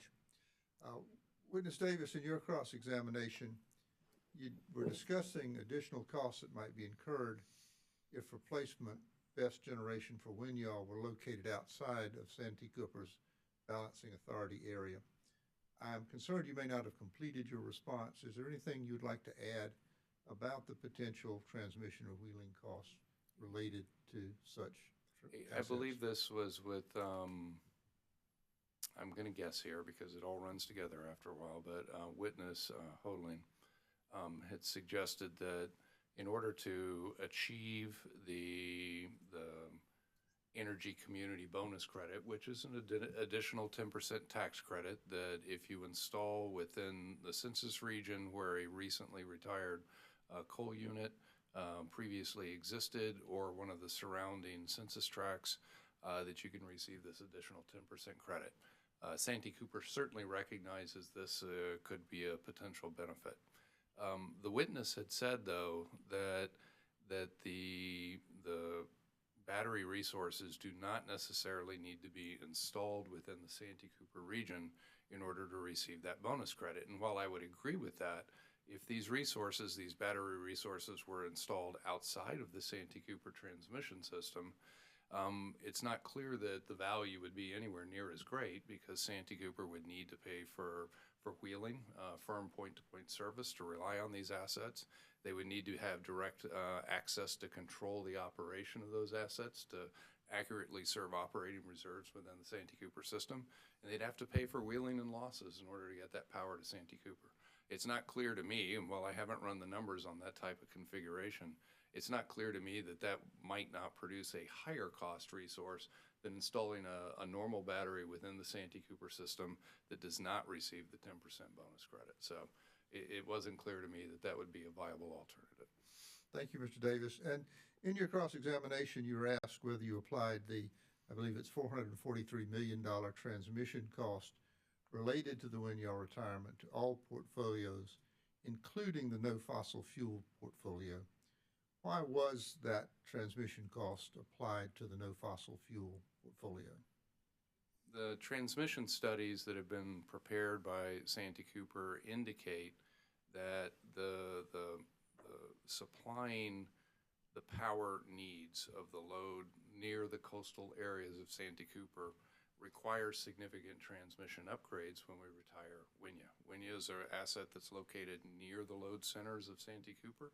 When we retire that asset, it requires an update or an upgrade of the transmission system to continue to serve load reliably along the coast.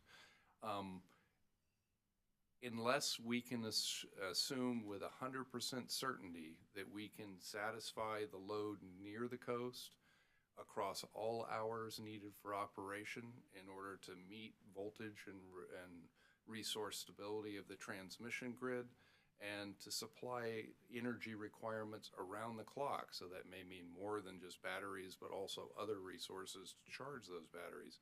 Unless we can depend upon all those conditions being met, we cannot assume that transmission upgrades are not needed.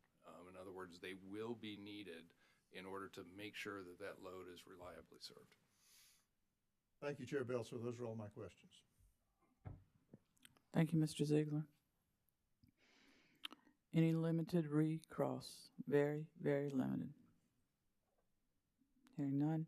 Gentlemen, thank you for your endurance today and for your testimony and your appearance. We do appreciate it. Thank you very much. You may stand down. Mr. Elliott, you can leave when you need to. All we're having to do right now is set tomorrow's start time, and we'll start at 9:30. I know we had some witness issues, availability. If y'all can, and this can be offline before all the attorneys leave, if y'all can kind of give me an order of who's coming up tomorrow, I would appreciate it if y'all have been able to work out those. If not, let me know in the morning. Madam Chair. Just a second, Mr. Burns. Mr. Cooper. Chair Belzer, I didn't know if it would be helpful just in terms of the record for us to state this concludes the Santee Cooper's case, and so I think I did that for you. I'm sorry. You did, and I apologize. It's okay. I was trying to get Mr. Elliott out of here. Mr. Burns. CCBA will be.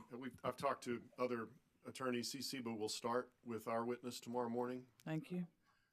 And then I believe, because Sierra Club had booked tomorrow, I think, for yours, but our witness's testimony is likely to be less extensive than theirs, so we have managed So we'll to probably switch. go to CCBA and then Sierra Club? CCBA and then Sierra Club. Okay, Yes, thank y'all very much. Appreciate it. Y'all have a good evening.